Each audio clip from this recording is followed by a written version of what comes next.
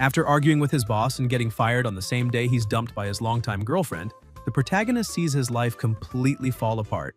With no real options left, he decides to work as a ride-hailing driver. But everything changes when he gets connected to a very unusual system, a system that rewards negative reviews.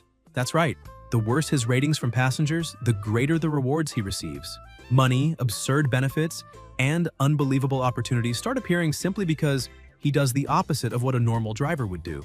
Now, instead of trying to please customers, he begins playing a completely inverted game, exploiting this strange system to rise in life faster than ever. And without further delay, let's jump straight into the full video and see what happens next. Blue Star, Dragon Kingdom, Haicheng, Shang Financial Tower. A young man was shouting at Zhang Jingyun, saying that he had planned that entire proposal by himself, so on what grounds was he denying him the credit and his commission? Jingyun kept mocking him, saying that this was because everything the young man had done belonged to the company, and the company listened to everything he said. The young man grew irritated, saying that apparently they were being unreasonable again, and if that was the case, staying any longer at that blood-sucking company would only make him an even bigger idiot. He walked out of Lex Luthor's office and went straight to his desk to pack up his things. His co-workers asked him not to act so impulsively because he knew what kind of person President Jingyun was. Because if he lost that job, then what would happen to the protagonist's girlfriend's paralyzed father? Yang Chen looked at the photo of himself with his girlfriend and, determined, stood up, saying that his parents had left him an apartment and a car when they passed away, and now he was planning to drive for a ride-hailing service to recover. That way, he would be able to pay the bills. He went to the parking lot, but while he was walking, he received a few messages. His girlfriend was breaking up with him, saying that he could not provide the life she deserved, and even if he worked very hard, she could barely wait for him. Because of that, she wanted to end things before new problems arose, so all they needed to do was let each other move on with their lives. Yang Chen did not expect that because there had been no signs that this could happen. He tried to call her, but the phone was already turned off. He leaned against the car, completely shaken mentally. He shouted, asking what kind of day that was because it felt like a damn streak of bad luck. However, he decided to let all of that go. He got into his car saying that those things did not matter because no matter how hard life might be, it still had to go on. Because he could not miss his pre-booked candlelight dinner, a celebration for having lost both his girlfriend and his job on the same day. As soon as he opened the app on his phone, the app told him that there was a ride available within 1 kilometer. He accepted the request and the system calculated where he needed to go. Quickly, the protagonist started driving his car to pick up his customer. A short time later, the protagonist arrived where the app had told him to go. However, he did not see anyone. He decided to call the customer, saying that he was the ride-hailing driver, and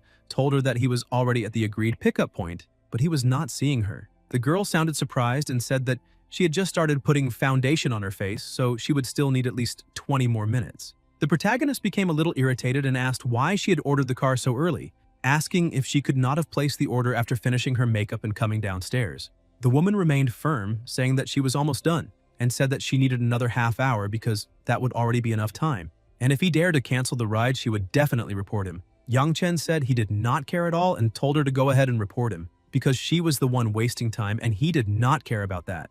A short time later, she actually filed a complaint saying that she had never seen a driver as unprofessional as him, and asking what kind of behavior it was for a driver to lecture a passenger. And then she canceled. Suddenly, something strange began to happen and a woman appeared right in front of him. The protagonist was startled, asking what was going on there. The woman said that the host connection criteria had been detected. Preview reward system requesting binding. She asked the protagonist whether he wished to proceed. Yang Chen was completely confused, asking what was really happening inside that car because he had heard of making money through good reviews, but he had never seen anyone gain something through bad reviews. The system woman called the protagonist master and explained that as soon as the system was bound, he would receive system rewards every time he got a negative review or complaint. The reward content was random and could be money, real estate, luxury cars, or special abilities. Yang Chen became so excited about that, saying that it was basically a cheat code, so he should not avoid binding that thing to himself. The woman walked up to the protagonist and kissed him, saying that the host's binding command had been received and the system binding was underway. A short time later, she emphasized that the negative review system had been successfully installed in the host. She told him to resume his route. In addition, he needed to target eccentric or unpleasant passengers in order to receive negative reviews. However, he still needed to maintain good service for other passengers so that he could keep his driver rating and priority for ride requests. And since he had just received a complaint, the system was granting him a grand prize, 28% of the shares of the Quandao Hotel Group, making him the second largest shareholder. Now he needed to go immediately to the Kwandao Hotel, where someone would deliver the share transfer agreement to him. Yang Chen could not believe it, saying that that system was a truly great gift right after reincarnation. The system warned him that there was a new request, and the pickup point was 2 kilometers away, and the destination was the Kwandao Hotel. The protagonist thought that this request was practically tailor-made for him, because he could go to the hotel to eat and collect the share transfer documents at the same time. Quickly, he went to the pickup point and saw a woman standing there. He greeted her and asked whether she was the passenger ending in 8043. The woman said yes and got into the car. While they were on the road, the woman asked why the protagonist was peeking at her through the mirror. Yang Chen asked whether she did not know how to drive because he was not looking at her, but rather observing the road conditions behind them. But the woman kept acting defensively and asked why he was attacking her driving skills just because she had asked a question. She emphasized that, in fact, he was the bad driver since he was going very slowly, but the protagonist decided to show that he was the real Max Verstappen. The woman became frightened, asking what he was doing and told him to calm down. Seeing that he was not slowing down, she screamed, saying that she was wrong and asked him to stop. She begged, saying that she really should not have said that and asked for help, but the protagonist kept accelerating and she screamed at him to slow down because she was very scared. Yang Chen asked who the big brother there was because if he had wanted to, he could have ended both of their lives, and that way she would learn to value her life a little more. And since he had taken very good care of her, she should call him Daddy. Completely terrified, she called him Daddy, and the protagonist said that she was a good girl and stepped on the brake. He said that they had just arrived at the hotel and asked her to get out. The woman got out of the car crying and trembling, saying that that was intimidation and that she would leave a negative review and file a complaint right there. She could even call the police over reckless driving like that. The system appeared before him, congratulating him for receiving a negative review through pure skill. Because of that, the system would reward him with ownership of the Haicheng Finance Tower, and he needed to go there, to the management office tomorrow to collect the transfer deeds and property documents. He felt happy, thinking that this was the same building where he had worked, and this was a perfect opportunity for him to settle old debts and a few scores left behind. He entered the hotel and the woman who had been in the car with him felt annoyed, asking how he dared to follow her, acting as if he were above the law. But the protagonist told her not to flatter herself because he had already reserved a table. He showed his phone and the receptionist called him Mr. Yang, saying that the place at table 8 was reserved and that the staff would escort him there. In addition, she handed him a document saying that the manager had asked her to deliver it to the protagonist and that he needed to keep it safe. With everything settled, she said that she would show him to the table. The woman from earlier kept watching and thought that even if she had misunderstood that situation, she would not forgive him. A short time later at the table, a woman handed him a cup of tea,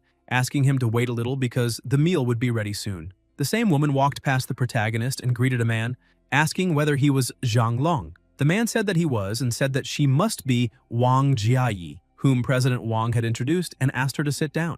The protagonist merely watched, thinking that apparently they were there for a blind date. But suddenly, a man appeared with 2 women, and the protagonist laughed, saying that it was a huge coincidence.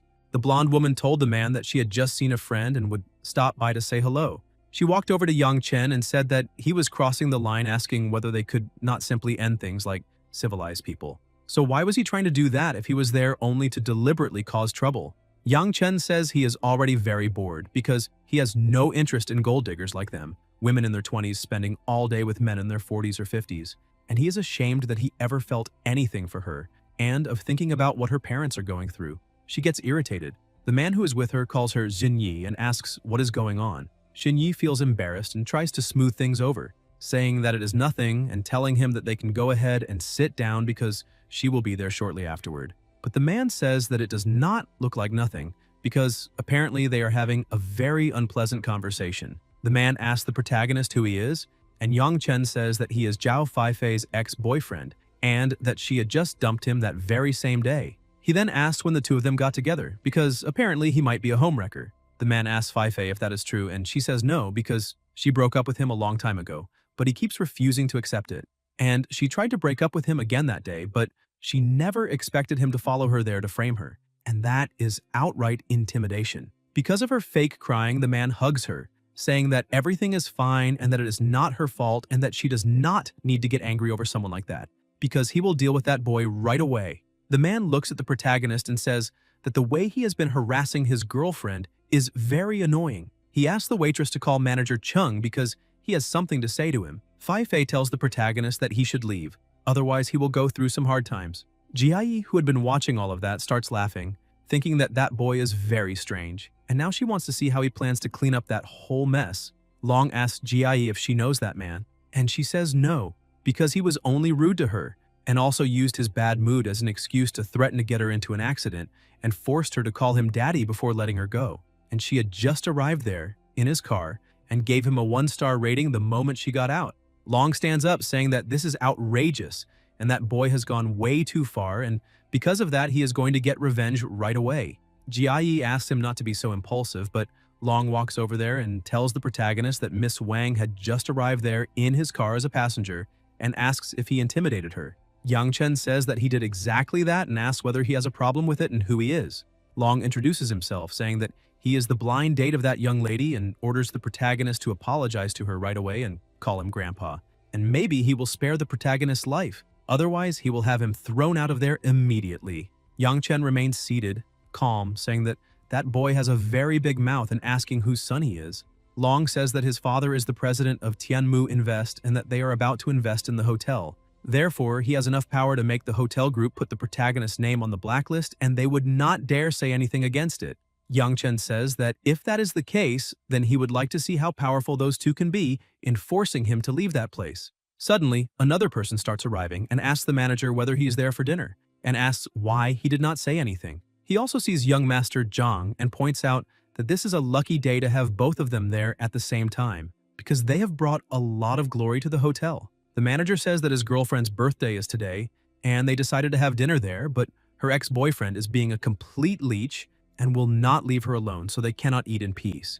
Exactly for that reason, he would like them to throw that boy out. Long says that he is also there for a blind date and that his father was the intermediary for that arrangement, and he also agrees with the manager, ordering them to throw that boy out. The blonde young man asks who is being so arrogant as to offend both of them, because he will definitely deal with it. The two of them point at the protagonist, and the blonde man cannot believe what he is seeing, because that is the new shareholder that the board of directors has just officially announced. The blonde young man asks security to remove manager Li and Long from there immediately and never let them enter the hotel again. The manager asks Chung if he heard that right because he is the supplier of vegetables and food for the hotel. Long also becomes irritated and tells manager Chung that he is going blind, asking if he no longer wants his family's investment. Chung walks up to the protagonist and says that he would like to formally introduce him. That is Mr. Chen, the newly appointed second largest shareholder of the hotel group. Yang Chen says that Chung is a very sensible man. The three of them are stunned, asking if he really is the second largest shareholder. Jie keeps looking at the protagonist, asking herself how the second largest shareholder of the Quandao Hotel could be driving a ride-hailing car, and whether he could really be a rich kid experiencing ordinary life. And now it is explained why he had been so arrogant while speaking. Yang Chen tells manager Li that they no longer need his supply and also no longer want the Zhang family's investment. Fei is crying, asking how much water must have leaked from her brain for her to break up with Yang Chen. She starts wondering what she should do, because it is too late to beg for his forgiveness. She throws her pride aside and drops to her knees on the floor, telling the protagonist that she was wrong and that she only let that guy hold her hand and nothing happened between them, because both her body and her soul still completely belong to Yang Chen. Xinyi turns against her friend and tells the protagonist that she is a vain, gold-digging woman and that she is worthless, asking him to look at her instead because she is completely pure. Yang Chen thinks that those two women are starting to turn on each other. Manager Li walks up to the protagonist and says that honestly he did not know that that girl was his girlfriend, because if he had known, not even if the heavens came down would he have dared compete with someone as prosperous as the protagonist. Yang Chen bangs the teacup on the table and asks the manager whether he's really going to keep taking so long to throw that trash out of there. Chung apologizes to his boss and calls security, ordering all of them to get out. Chung tells the protagonist that that boy is the son of the boss of Tianmu Invest. Yang Chen asks what kind of investment that is, pointing out that as long as he opposes it, there is no way the investment will pass through the board, and asks why the manager is so afraid of that arrogant boy. Cheng calls security and orders them to drag that brat out and put their names on the blacklist because they will never again be allowed to spend money within that group. Long points his finger at Cheng and tells him not to dare touch him because he needs to keep his head on straight. And he points out that Tianmu Investment would not even glance at a mere second largest shareholder of the hotel. He walks up to the young lady and says that they need to leave to eat somewhere else. Young Chen notices that he is not forgetting about that young lady even at a moment like that, and apparently he likes her. So if he can steal her away, he wants to see whether that guy will still act arrogantly. Young Chen calls Jie, asking who said that she has to settle for only one blind date. He picks up a flower and walks over to her, saying that he brought flowers and asking why they cannot sit down and chat for a while. Because the joke he made in the car earlier seems to have frightened her a lot, and considering that, he would like to apologize in a more pleasant way. Jie thinks that she is there for a blind date with a rich guy, so why can she not choose someone handsome with personality? She eventually gives in and says that it is fine because she can see that the protagonist is being sincere, so she will give him a chance to make up for the situation. Long becomes furious and asks if she knows what she is doing because he got into that fight with the protagonist because of her, and now she is simply humiliating him. Jie corrects Long, saying that he was never thinking about her at any point, but rather about his own pride. Because she never asked him to get into conflict with Mr. Young, he decided to do that to show off and ended up getting burned badly. Long says that it is fine because, in fact, he does not dare touch Young Chen, but he can still hurt her. He points out that if she sits down and eats with him now, she will be humiliating him, and she had better think about the consequences. Young Chen touches her shoulder and leads her to the table, saying that it is fine. With politeness and chivalry, he asks her to sit down and eat in peace, because if any fly buzzes near her, he will chase it away. Long loses control and starts insulting the woman and tries to attack her, but the protagonist steps in front of her and grabs his arm, saying that this is very low because he is trying to hit a woman. Chung orders the security guards to act immediately and throw that trash out. While being dragged away by the guards, Long shouts that he will not let this slide because he is going to tell his father everything. Young Chen pours her a glass of wine and offers it to her, saying that he would like to introduce himself properly, and says that his name is Young Chen. He is very happy to be able to have dinner with her.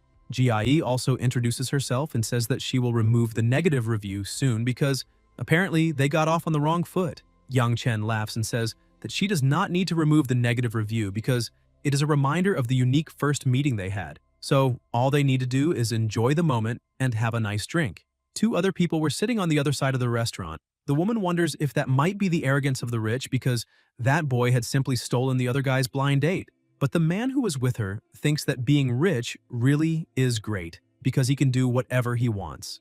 Jie asks the protagonist what his family does. Young Chen explains that his parents died in an accident years ago, and now he is just a ride-hailing driver and asks what she does. Jie says that her hometown is Sioux City and that she currently works at a luxury goods store, but she wants to stay in that city, so she is there for a blind date. The protagonist smiles, saying that everyone has the right to seek a better life. There is nothing shameful about women relying on other men. Young Chen thinks that, unlike Fei Fei and Xin Yi, Jie is being very honest and that she is not the hypocritical type. She agrees with the protagonist and offers a toast to them. After drinking a little, she turns red and asks if he knows why she had been so prejudiced against him inside that car. She explains that she had 2 blind dates that day and the first guy was doing well at the beginning, but he tried to kiss her while they were in the dark inside the movie theater. Young Chen says that apparently she was not very interested in that other guy because if she had liked him, she definitely would not have refused a kiss. But she gets a little embarrassed, saying that this has nothing to do with liking someone or not, and asks who kisses on the first date. Because if they met again, he would have gone even further. Young Chen says that kissing has nothing to do with how many times people meet. It is entirely about the mood and the vibe in the moment. As long as the mood is good and the feeling is there, people can even go all the way on the first date. Jie remains a little embarrassed and says that she does not really believe that, asking how someone could be willing to kiss someone they had just met for the very first time. Young Chen stands up and slowly walks toward her, and while holding her face, gives her a deep kiss. After that, he turns around and starts to leave, telling her to enjoy the meal and that after she finishes eating whatever she wants, she can just put the bill in his name because he will be going up to room 1208 to get some rest. Jie is speechless, asking if he really just kissed her, but she does not know why she did not try to pull away. A little later, while she is alone, she thinks that the protagonist mentioned the room number on purpose, and that he was probably inviting her. However, she is still very embarrassed and tries to ignore that kind of thought. Meanwhile, inside his room, Young Chen had just gotten out of the shower and heard someone knocking on the door. He goes over there and as soon as he opens it, sees that it is her standing outside. He tries to speak to her, but she simply throws herself into his arms and kisses him,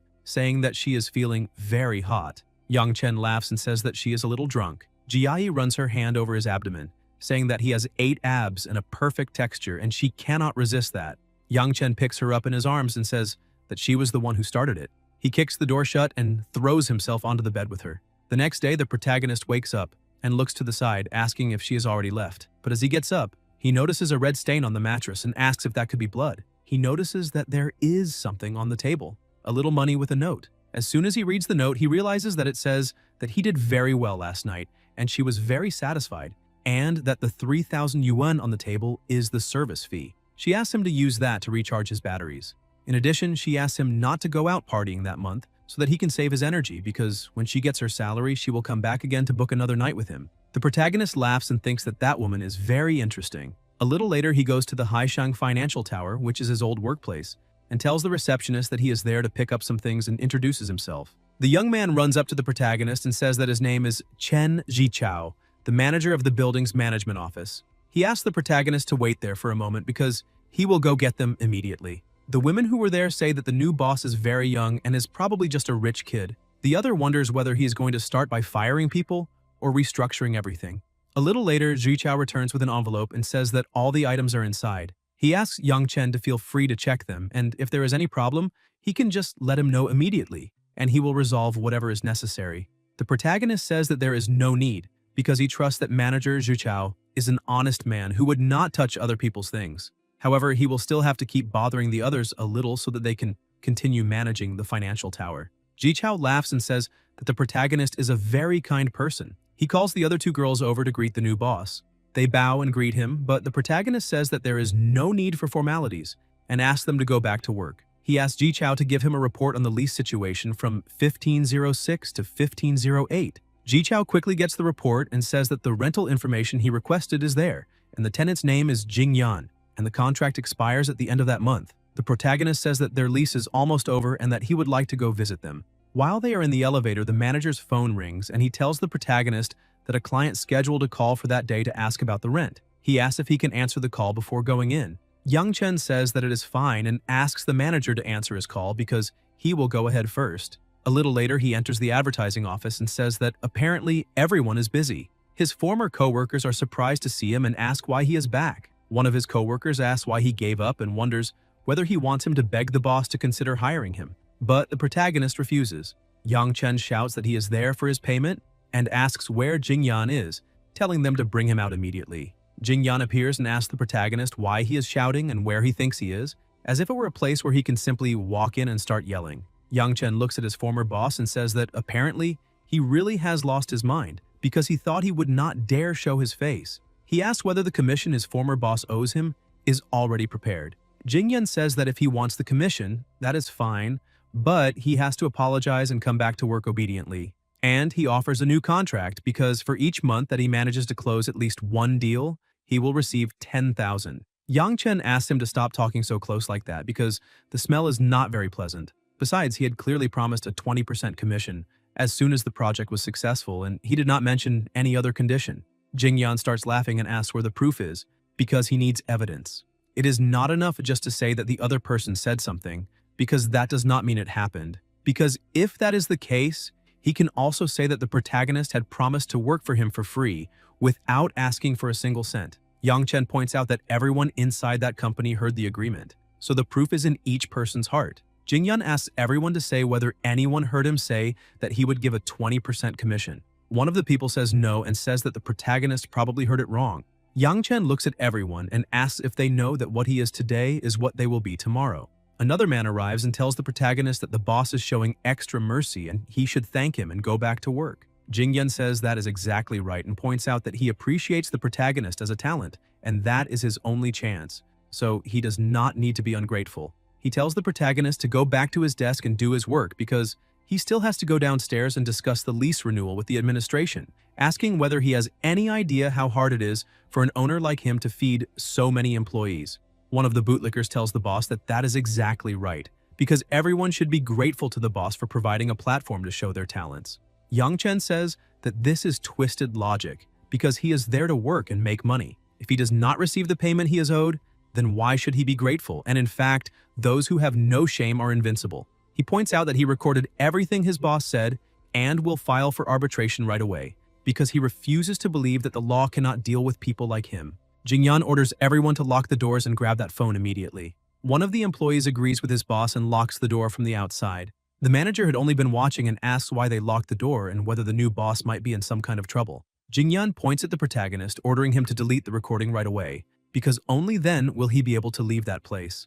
Jingyan smashes a computer and says that everyone saw that the protagonist destroyed that computer, so his salary has been completely forfeited. Yang Chen says that his recording is still running and his former boss knows that he just admitted that it was captured. Besides, Jingyan probably does not know what cloud backup is, because even if he deletes it from his phone, there is still a copy stored online. Jingyan says that the protagonist is truly filthy for secretly recording him and asks whether he has no shame. The blue-haired guy asks his boss why they need to waste words on that trash because all they have to do is use brute force and destroy the backup too. And when they are done, they will just say that he came there to wreck the office and they had to subdue him. Suddenly, someone knocks on the door. Jingyan opens the door and asks the manager why he is there in person, since he points out that he was just about to go downstairs to discuss the lease renewal with him. Zhu Chao says that he is looking for Boss Yang and asks why they were locking the door in broad daylight and whether it is possible that they did something to the new boss. Jingyan gets a little confused by the conversation and asks who this new boss is that he is talking about. Ji Chao asks who else it could be and points at the protagonist, saying that he is standing right there. Yang Chen is the new owner of that building and asks if Jingyan is really trying to deceive the new boss. Jingyan remains confused, unable to believe what was happening. The manager walks into the office and asks the protagonist what happened there, pointing out that he is very sorry for the delay because he should not have answered that phone call. Yang Chen says that it is fine because he arrived at just the right time. Jingyan asks the manager again what he means by a new boss. Ji Chao says that he will formally introduce him to everyone and points out that he is Boss Yang, who just bought Haishang for 2 billion, and now he is the person who has complete power over everything there. The people are completely shocked, asking if he really spent 2 billion to buy that place, because if that is true, why was he working there before? The former boss thinks that that boy quit yesterday and bought the whole building, and it is obvious that he is out for revenge. The thug walks up to the manager and asks whether it is possible that he is mistaken, and maybe he just has the same name as the new boss. Ji Chao shouts at the blue-haired guy, asking if he is implying that the manager is blind because it is obvious that he knows who his new boss is. Jingyan quickly changes his attitude and takes the protagonist's hand, asking him not to be angry because all of that was just a misunderstanding, and admits that he was wrong and deserves to be punished. He says that he will pay double the salary he owes the protagonist, and they can simply leave all those unpleasant things in the past. Ji Chao hears that and asks his new boss if he worked there before, and that guy withheld his pay. The protagonist says yes. Ji Chao points at Jingyan and says that his contract is very clear. He must operate legally and in good faith, otherwise they will have the right to terminate the contract and demand triple the rent as compensation. And surely he has not forgotten that clause. Yang Chen says that if there is a clause like that, then it is good for the manager to watch that recording first. As soon as he presses play, it shows Jingyan saying that if the protagonist wants his salary and commission, that is fine. But he needs to come back and work obediently, and for every month he closes at least one deal, he will receive 10,000 more in pay. Jingyan tries to smooth things over, telling Yang Chen that there is no need for them to burn bridges, and once again offers to pay triple the commission if he deletes the recording, and then they will be even. The protagonist says that there is absolutely no need for that, because he only wants what is rightfully his and does not want a single cent more. He starts to walk out of the office and tells the manager that he will leave that situation for him to handle. However, he needs to make sure that the outcome is satisfactory. Ji Chao asks his boss not to worry because he will handle it perfectly. Jingyan steps in front of the protagonist, saying that he has already been humiliated and admitted defeat, and asks why he needs to act so cruelly, asking if he really cannot leave him a way out because, as the protagonist knows, one day he may fall into his hands again. Yang Chen points out that he is the kind of person who never leaves a way back and that, if he worried about things like that, how could he have quit that place? Jingyan asks if it is really going to be like this, if there is no room for negotiation. Yang Chen asks what qualifications his former boss has to negotiate with him now. Jingyan gets irritated and tells everyone to listen carefully because whoever grabs the protagonist's phone will receive 50,000 as a reward. But none of them dare to stand up. Jingyan offers 100,000 if they grab the phone and says they will have their salary doubled. Yang Chen laughs and asks Jingyan if he thinks his words still have any credibility, because the protagonist had closed the deal fairly and he refused to pay the commission he owed. So how does he expect people to truly believe that they will receive what was promised after grabbing the phone?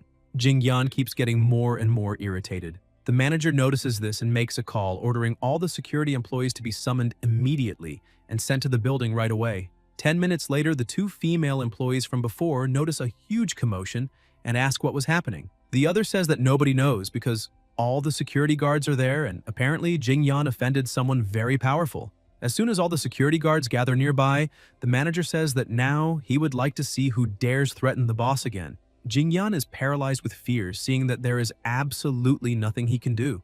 Yangchen says that he needs to leave and tells the manager to finish that immediately. The manager asks him not to worry because he will take care of it. Before leaving, the protagonist tells everyone that that arrogant man named Jingyan is completely finished and that while he is settling things, all of them should hurry and collect what that guy owes them, because now is the time for revenge. Otherwise, once he is dismantled and goes bankrupt, they will not receive a single cent. The people start speaking up, saying that that guy constantly forced them to work overtime and never paid them. Besides making them sign contracts with the finance department, even the employee who had been on Jingyan's side turns against him, agreeing with some of the others and saying that many times he deducted from their salary for no reason. Jingyan asks whether Li Yuan is really going to kick him while he is down. Li Yuan says that he firmly stands against injustice and has hated him for a long time, but did not dare resist because he had to make money. And now boss Yang Chen has provided the help they needed, so they can report that abuse. The protagonist thinks that that bootlicker is a two-headed snake. Quickly, the advertising office was shut down. While packing his things, Jingyan tells the protagonist that he managed to ruin everything and therefore will not live comfortably. Yang Chen says that Jingyan destroyed himself and does not need to blame anyone else for that, and that this world is ruled by laws, and just because he is the boss does not mean he can do whatever he wants. Before all the employees left that place, the protagonist asks everyone to listen carefully and points out that he is planning to open an advertising company there and will use that office, and asks whether anyone would like to join him. Some people raise their hands, saying that they are in. Li Yuan also tries to be part of it, but the protagonist walks up to him and says that until now he had been Jingyan's loyal lackey, so why is he now trying to jump onto another boat? And orders him to get out of there immediately because he is not welcome in that place. Li Yuan throws himself on the floor and calls the protagonist's boss, saying that if he goes with him to file a labor arbitration complaint against that filthy man, maybe they can forget about it.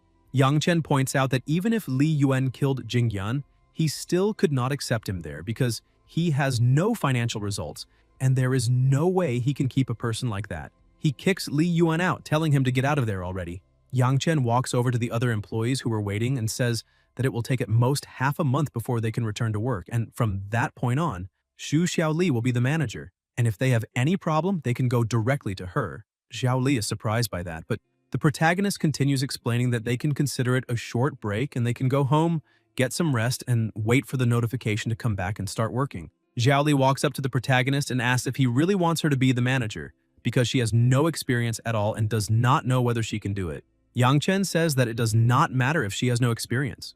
As long as she can learn properly, that is what really matters.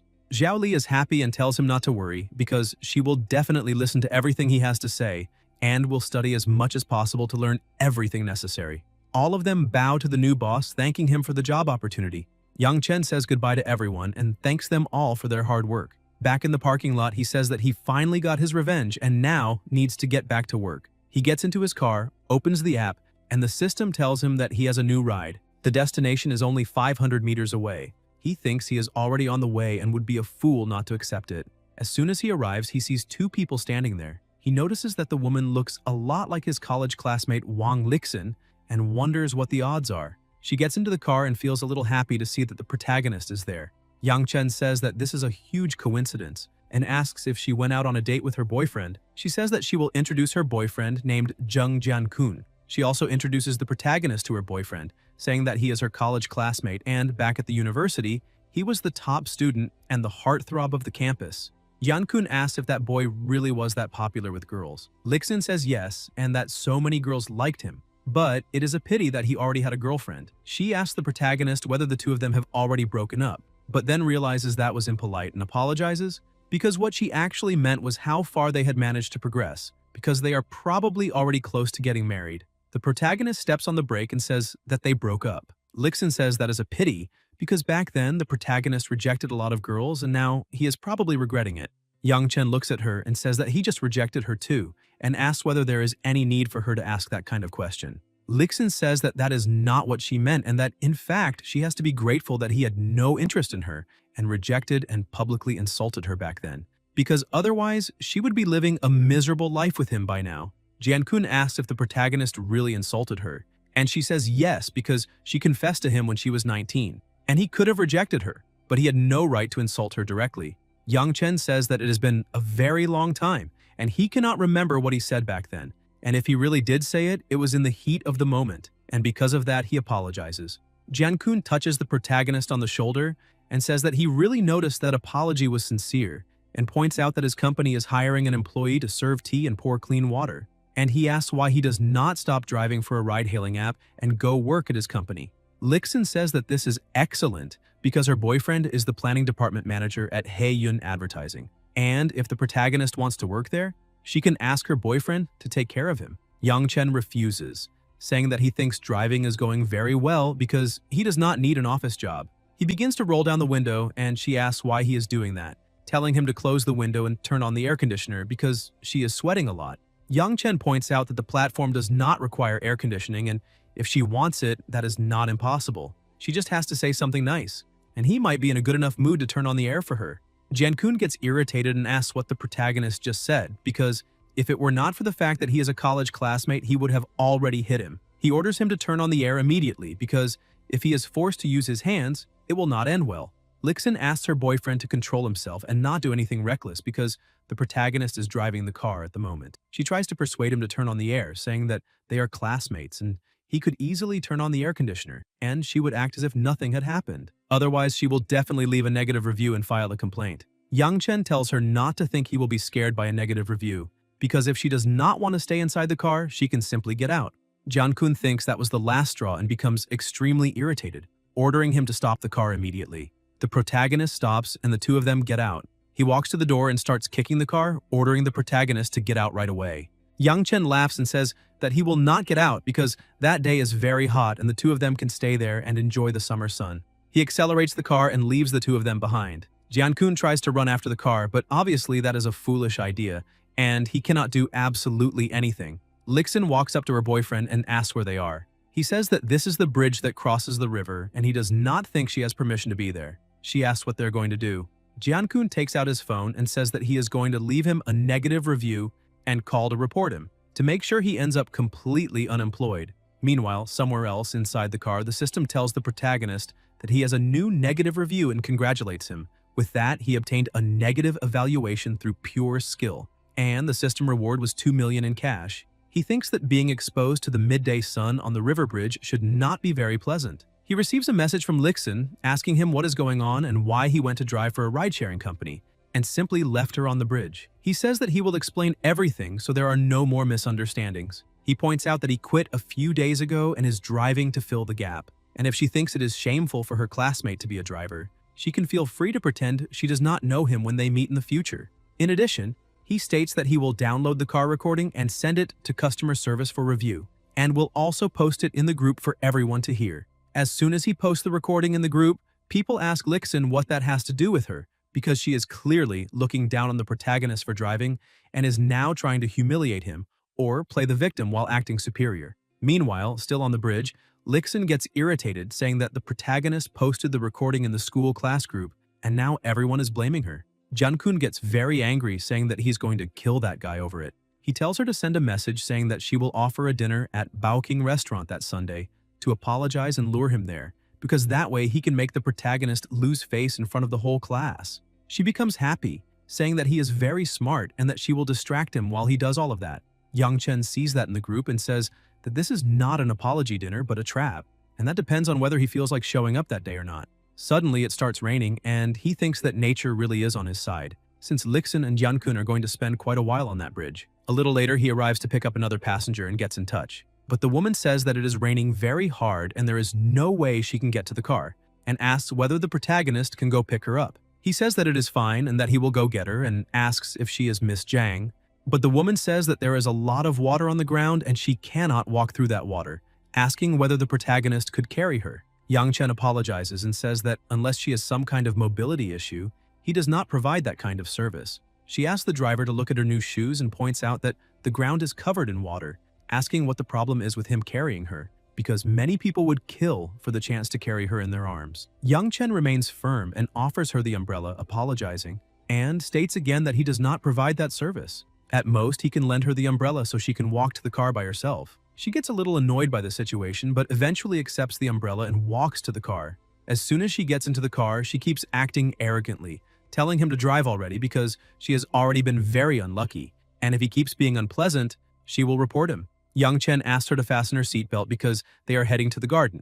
A little later, they arrive at the destination, and the protagonist says that they have already arrived and she can take her belongings and get out of the car immediately. But she says that there is not the slightest chance she will do that because there is too much water on the ground and she already got her shoe dirty earlier. So she cannot go back by herself and he needs to drive the car up to her floor. Yang Chen points out that this is a car and not an airplane, so how could he possibly take her up to her floor? He points out that he already brought her to the entrance of the building and she only needs to get out and take a few steps. The woman shouts, saying that she does not care because he works in the service industry and needs to make sure that she is satisfied.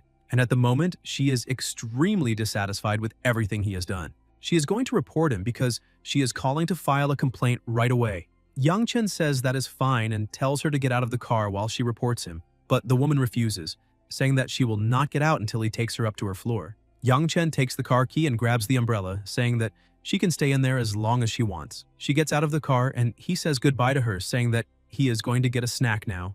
The woman, soaking wet, gets irritated and says that she is going to file a complaint right now. But while she's walking in the rain, she notices that the car is coming toward her. The protagonist drives past, speeding up and splashing water on her. Inside the car, he keeps laughing, saying that the forest is big enough to shelter all kinds of birds, and with enough people around, he will definitely run into some strange ones. And he notices that he was already out of tea leaves. The system woman appears once again, congratulating him and saying that he successfully obtained a negative review and a complaint. As a system reward, he received 50 grams of tea leaves from the mother tree of Hong Pao. He only needs to open the trunk to claim his reward. Yang Chen says that that system really is very useful, but asks her whether she is really going to brag about a mere 50 grams. The woman tells her master that he probably does not realize it, but that tea is worth more than gold. In previous auctions, 20 grams cost more than 200,000, and today it is such a rare treasure that he cannot even buy it with money. Yang Chen is surprised to find out that it really is that expensive. He stops the car and goes to the trunk, thinking that that small bag is worth more than 200,000, and that is a little extravagant. He smells it and says that it is very good and thinks that in any case he has 50 grams, so he will brew some to see whether it really tastes that good. The system appears again, saying that it detected an additional negative review from a passenger and that the critical hit reward has been activated. He obtained a house in Riverside number 1. He needs to go there and stay at the house tomorrow morning to wait for the courier. The property rights documents, the keys, along with other items will be delivered to him. While savoring his tea, he thinks that a house in that place, which was considered the king of buildings at that time, was worth at least 500 million. And that additional negative review was a stroke of genius. And the taste of that tea is truly excellent. He gets ready to leave and sees a woman approaching the car. She gets into the car and the protagonist asks what she thinks she is doing. The woman tells him to just drive and says that the money will be entirely his. But the protagonist apologizes and explains that this is not a taxi but a ride-sharing service, and she needs to book through the app, so he has to ask her to get out of the car. But the woman says that she already told him to drive and asks what is so problematic and why all that talking, pointing out that she is going in that car whether he likes it or not. A man starts approaching and knocks on the window, asking the protagonist to open the door. The woman tells him not to dare because if he opens that door, she will bite the protagonist. Yang Chen asks if she knows that guy, but she says no. He lowers the window and asks the guy if he knows that girl. The man, irritated, says that that is nonsense because that is his girlfriend, so how could he not know her?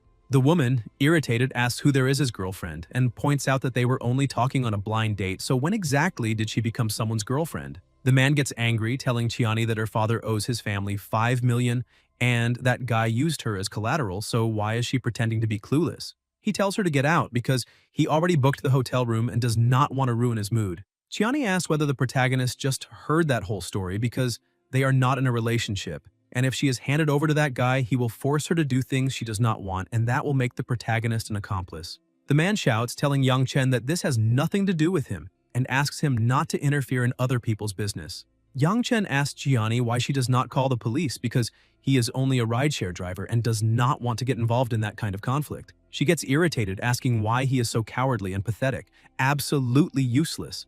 Yang Chen asks why he is the coward because her father should be the biggest coward of all, and he has no connection to her and no obligation whatsoever to protect her, because if she needs help, she just has to call the police.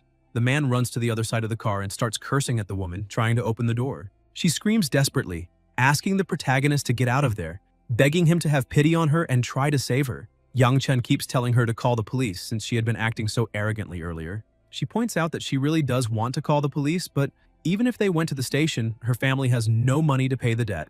The man manages to open the door and says that she is a very ungrateful girl, so he is going to use her right there in the car. He asks the protagonist to open the back door and let him in, because they can go to a suburb and the two of them can have fun. Yang Chen simply starts the car. The man asks what he thinks he is doing, because if he takes that girl away, he will destroy Haicheng just to find him and kill him. He says that his name is Zheng Hengji, the young master of the Yawu group. The protagonist simply steps on the accelerator, saying that it does not matter what company that idiot is from. He speeds up and leaves the man behind. But he gets into his own car, saying that he is going to settle the situation. Qiani completely changes her attitude, saying that the protagonist is a very handsome and manly person. Yang Chen points out that flattery will not work on him because he is not interested in her and will leave her up ahead, and she can get another car to go home. However, Heng Zi appears with his car, trying to cut the protagonist off, telling him to stop because he is warning him that this is stupidity. Qiani gets even more frightened, saying that that guy is chasing them and now she cannot be left behind. The protagonist jerks his car to the side, causing Heng Zi to lose control. She is impressed, saying that he finally crashed.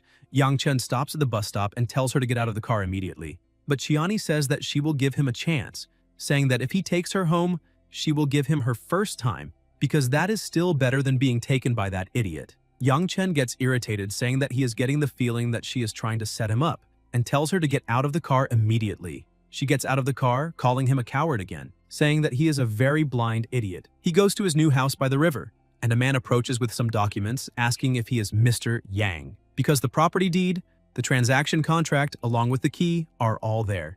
And he will accompany him to the house later, and they will take care of parking the car for the protagonist. As soon as he enters the house, he says that it is great because everything is already ready and all he needs to do now is bring a few clothes. And suddenly, his cell phone starts ringing. The person says that he is the hotel board secretary and needs him to appear at the headquarters meeting tomorrow at 3 in the afternoon. The next day, the protagonist goes to the hotel and apologizes for being late and introduces himself, saying that it is an honor to meet all the shareholders. The man smiles and asks the protagonist to sit down, and points out that he did not expect the new second-largest shareholder to be so young because he thought he would be a little older and more experienced. The young man introduces the group president named Li Wanhong and the head of Tianmu Invest named Zhang Wu. He points out that the topic of that day's meeting is Tianmu's capital injection into the Quandao hotels. The protagonist thinks that that company belongs to that young man who went on the blind date with Jie. The hotel president says that now everyone has been introduced and they will get straight to the point. He points out that he heard what happened between the protagonist and Zhang Wu's son, and since they are there, they can talk about it. Zhang Wu says that that boy is just an ignorant young man and hopes that Yang Chen will not take him so seriously. The protagonist says that it is not quite the way Zhang Wu is describing it because his son was acting quite lofty and powerful not long ago.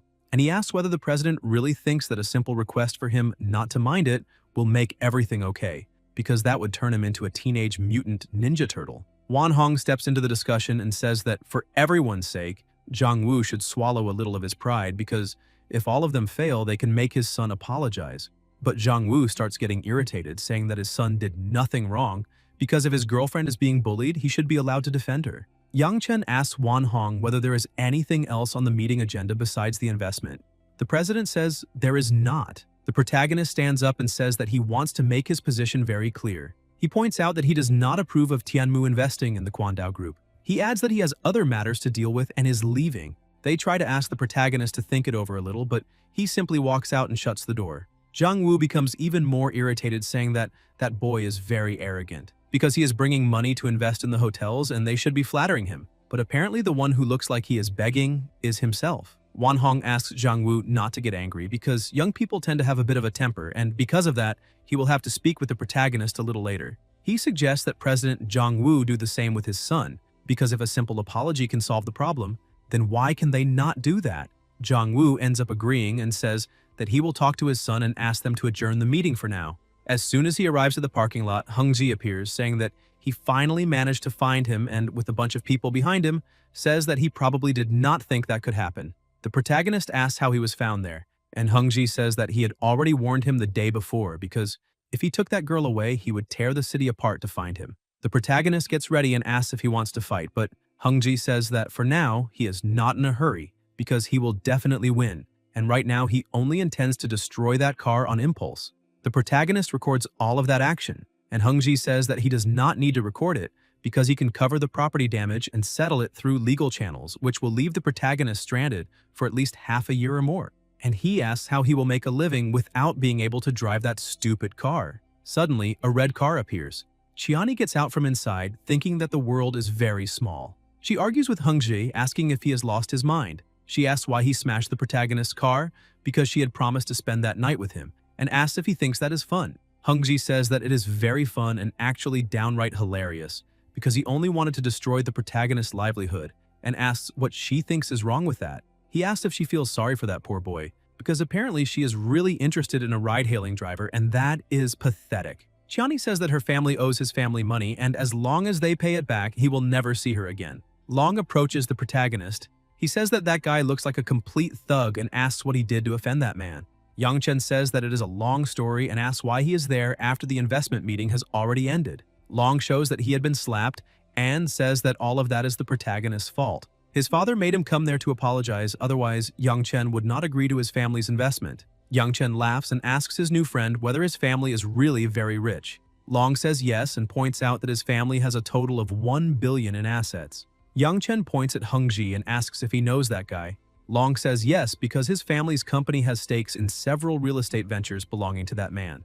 Yangchen starts laughing and asks if he really wants to wipe the slate clean between the two of them without having to apologize. Long asks if he is suggesting that he can calm that situation down. The protagonist points out that he is very smart and because of that they can make a deal. He says that if Long settles Chiani's family debt, then he will agree to an investment in the hotel group.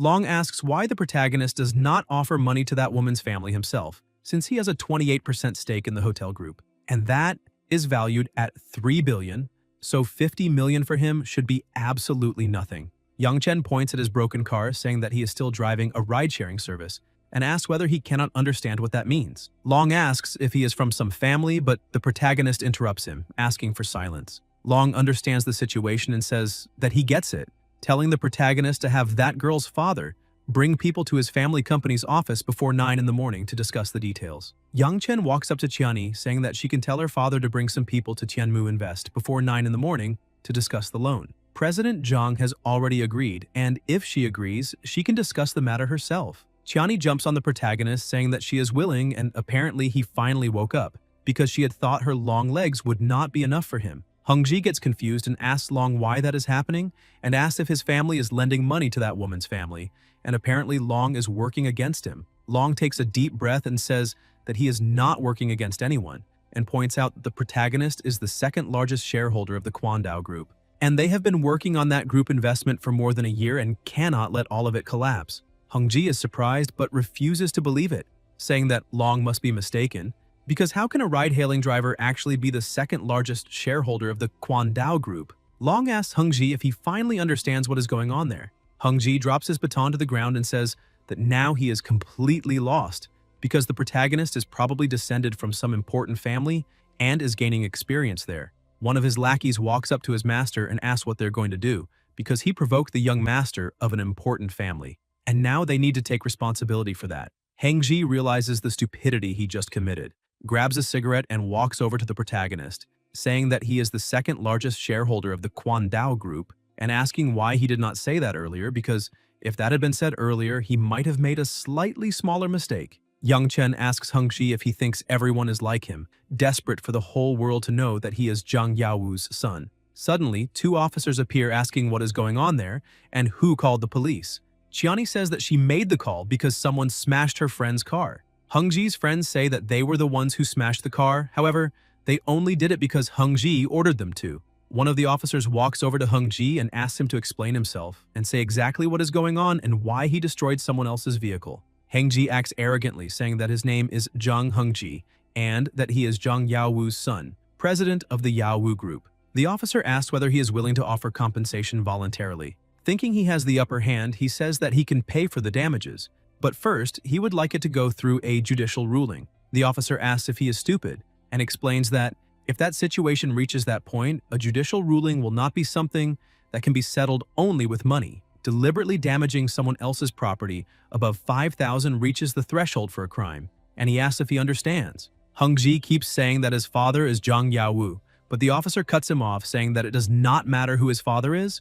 Deliberately damaging someone else's property is a criminal act, and he had better think carefully about how he is going to resolve that situation. Hung-ji says that they just need to issue a fine, because he is willing to voluntarily pay for that guy's car.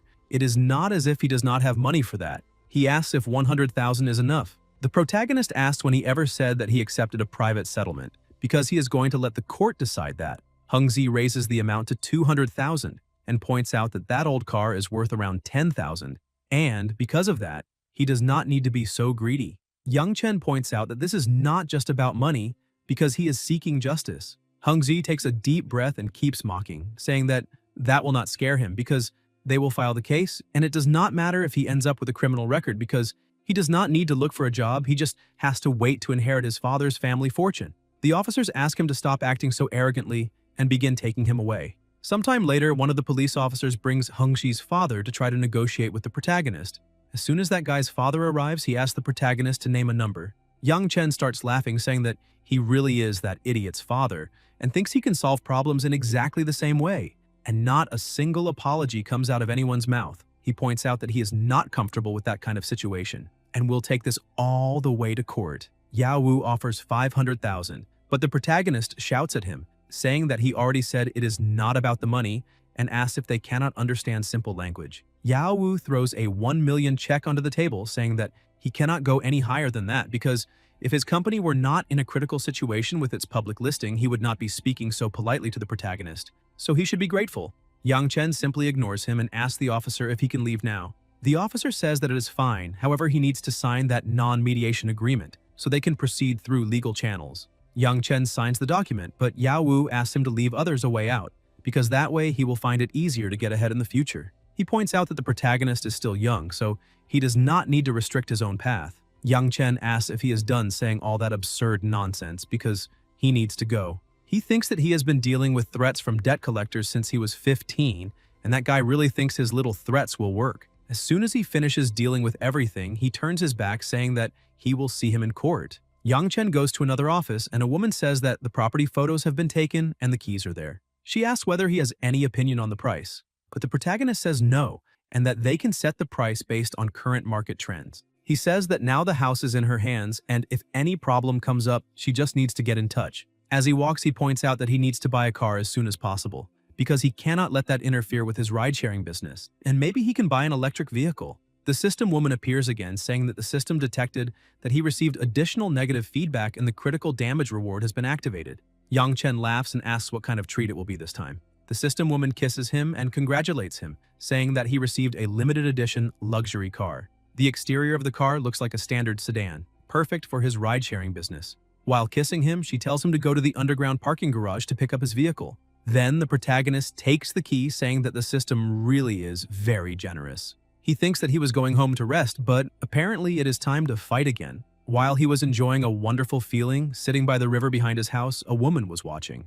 A subordinate walks up to her and says that dinner is ready. She is She Yinong, the owner of the house next door. She asks her subordinate if she managed to find out anything about the owner of the neighboring house, just as she had requested. The maid says that she asked the security guard, and the guard said that he is the new owner, but he is very young and drives a very simple car and does not seem that rich. Yinong thinks that that boy is very low-key and wonders whether he could be the young master of one of the major families. She asks Aunt Lan to bring 2 bottles of wine and pay that boy a visit, but she cannot be too obvious while investigating his background. She only needs to say that they are from house number 8. A little later, Lan rings the protagonist's doorbell. He answers the door and asks if there is anything she needs. She introduces herself, saying that she is the housekeeper of house number 8 across the street, and she says that her mistress prepared a small gift and asked her to deliver it as a welcome greeting. Yang Chen says that they are very kind and asks if he may know the name of the mistress who sent it. Lan says that her mistress's name is She Yinong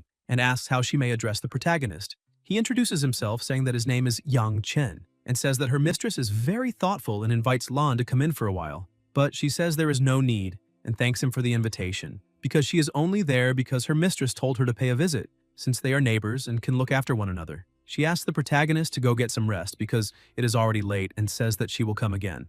Back at her house, Yunong asks Lan how it went. The housekeeper says that the protagonist is definitely a young and very handsome man, which means that he must be descended from some powerful family. She points out that she left the gift and came straight back home, so it will not be long before he goes there to return the gesture, so she can relax and wait for that moment to arrive. Yunong says that she has always trusted Lan's work. It is getting late and she asks Lan to go rest a little. The protagonist looks at the clock and thinks that it is still very early, so he can go out and drive for 2 more hours before coming back to sleep. He goes to the movie theater and picks up 2 more passengers. He welcomes the 2 of them and asks them to fasten their seatbelts.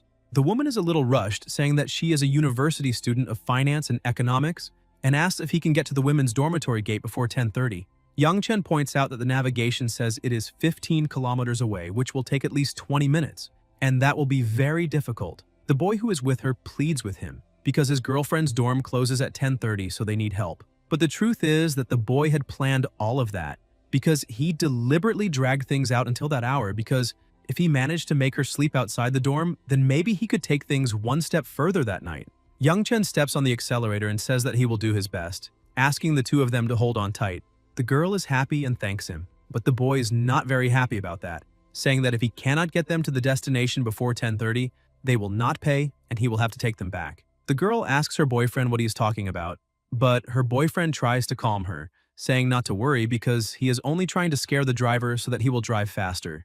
Yang Chen tells them not to worry because he already promised, so he will definitely keep his promise. Because he also graduated from the University of Finance and Economics, so he knows all the entrances like the back of his hand, and at most, he can get to the destination in 15 minutes. The girl is impressed and asks what department he is from and what the protagonist's name is, introducing herself as Lin Xiaoyu. She points out that she is an English student and that this is a great coincidence, because she did not expect to run into a senior from her university in a ride. The protagonist laughs and says that his name is Yang Chen. The system says that the protagonist has deviated from the route and is recalculating. The girl's boyfriend starts shouting, asking where he is driving and why he changed direction. Yang Chen explains that if they took the main entrance according to the navigation, they definitely would not make it in time. So using the shortcut saves 5 minutes and will ensure that she reaches the dorm gate at the right time. The boyfriend gets a little discouraged, but Zhao Yu points out that apparently he really does know the roads well and asks if they can add each other on WeChat because they could contact him directly if they need a ride in the future. A little later, they arrive at the University of Finance and Economics. She gets out of the car and waves to the woman who is closing the door, saying that she is already coming. Xiao Yu thanks him for the ride and for being so helpful that she arrived on time. Yang Chen looks at the boyfriend who stayed inside the car and asks if he is also getting out there. But the boy only smiles, saying that he will reorder the route and he can simply accept it and continue the request. Suddenly, an unread message appears and the system says that he has a new negative review. Yang Chen thinks that was the only ride he took that night, and it must have been that guy in the back who gave him a bad rating. The system congratulates him and says that he has mastered practical Baji Quan, effective immediately. The protagonist thinks that he managed to gain some power. Yang Chen looks back and asks the boyfriend what that means, because he managed to get his girlfriend to the dorm on time. So why did he leave a negative review, asking if he did something wrong? And if that happened, he could have simply said so instead of leaving a bad rating. The boy keeps laughing and tells the protagonist to drive properly and not get distracted, because he will explain everything when they arrive. Sometime later, they arrive at the destination and the protagonist says that they have reached the final route and asks the boy if he can explain the reason for the bad rating. The boy sends a message saying that now they can come. Some boys surround the car telling the protagonist to get out immediately. But Yang Chen remains a little confused and asks what the problem is. The boy says that he spent the entire day drinking and having dinner with that girl on purpose, trying to drag things out until the last 15 minutes just to take her to a hotel. And the protagonist could have simply said that there was no time to get her to the dorm, but instead, he took a shortcut and brought her back. Yang Chen remains confused, saying that the 2 of them are dating, so why would he worry about just one night? Besides, it was the boyfriend himself who encouraged him to drive faster when they got into the car, so how could he possibly know what he was really trying to do? The boy gets out of the car and kicks the protagonist's side mirror, saying that he ruined the plan and now needs to get out of the car. Yang Chen thinks that he has just learned Baji Quan, so taking care of a few idiots should not be a problem. He gets out of the car and the young man says that he actually dares to step out, but that is fine, and orders everyone to finish this quickly so they can go get some skewers. But before they started fighting, the protagonist asked them to wait a minute.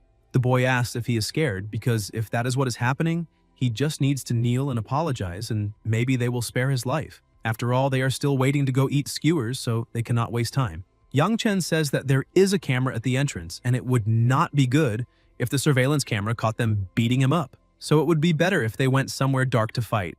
Once it is over, he will leave and there will be no evidence. The young man says that the protagonist is indeed a very sensible guy. They go into an alley and screams are heard. A short time later, Yang Chen is standing inside the alley without a single scratch, while everyone else is lying on the ground. The bald man gets up and asks Zhao Zhongyu who exactly he provoked, because they did not even manage to throw a single punch before getting knocked out. He says that Zhongyu needs to take responsibility for this, so he will cover all the medical expenses because this hurts a lot since that guy hit them very hard. Zhongyu, with his whole face bruised, says that there was no way for him to know that Guy was a trained fighter. Besides, his chest also hurts a lot and it feels like he broke a few ribs.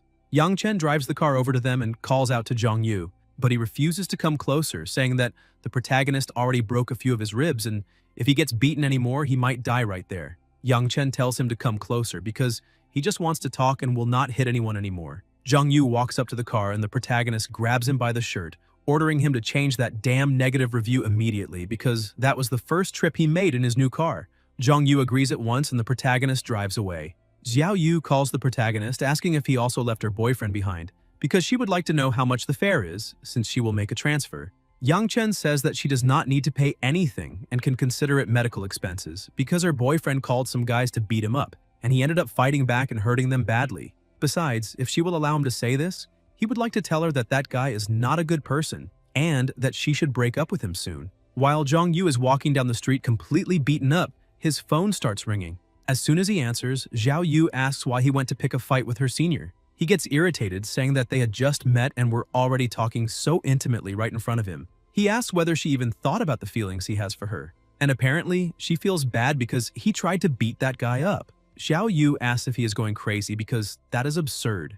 Zhong Yu gets so angry that he hangs up the phone and says that if the protagonist does not want a negative review, then bad luck, because he is getting another one. And on top of that, he will be reported, because he wants to see what the protagonist can do about it. While he is on his way back home, the system says that it has detected that the host received another complaint and that the system's critical reward has been triggered. He has received the opportunity to enhance his overall physical attributes. This process takes 49 minutes, and once the protagonist is ready, he can give the system the command to begin the physical enhancement. Yang Chen thinks that, thanks to that idiot's complaint, another great gift has been delivered to him. He enters his house and lies down on his bed, telling the system to begin enhancing his body. The system says that the host command has been received and that the enhancement will now begin. The host body will be modified and he needs to hold on. The whole process will last 49 minutes and cannot be interrupted. The enhancement begins and 49 minutes later, the protagonist gets up from the bed. The system says that the enhancement has been completed successfully.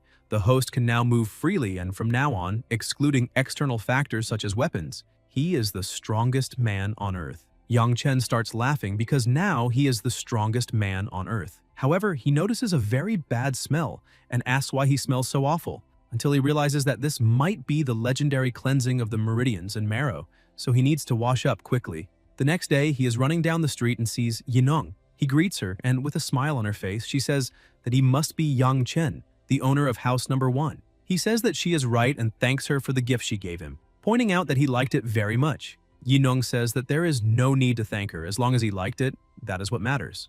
Yang Chen says that he really liked it and that he will not interrupt her morning exercise, and says goodbye, saying that he hopes to meet her again next time. She thinks that this was already what she expected from the young master of a prominent family because he is very polite. On the other hand, the protagonist thinks that now that he has met her in person, it would not be right not to return the generous gesture she made. Because of that, he needs to find something good to give her and thinks about the tea leaves. Yang Chen goes to Yinong's house and rings the doorbell. The housekeeper comes out and greets him, asking him to come in. The protagonist says that he received a gift last night and did not have anything good to give in return. However, he had some tea at home and brought a little to share with them. Lan is surprised, wondering if that really is tea. Yinong appears on the balcony above and asks the protagonist to sit down. She tells Lan to bring that young man who came last time in and take care of him. Yang Chen apologizes for the disturbance. Lan explains why the protagonist is there and says that he just mentioned that he wanted to share some of his tea with the young lady, asking whether she should prepare some. Yinong says that it is fine and tells the housekeeper to boil the water.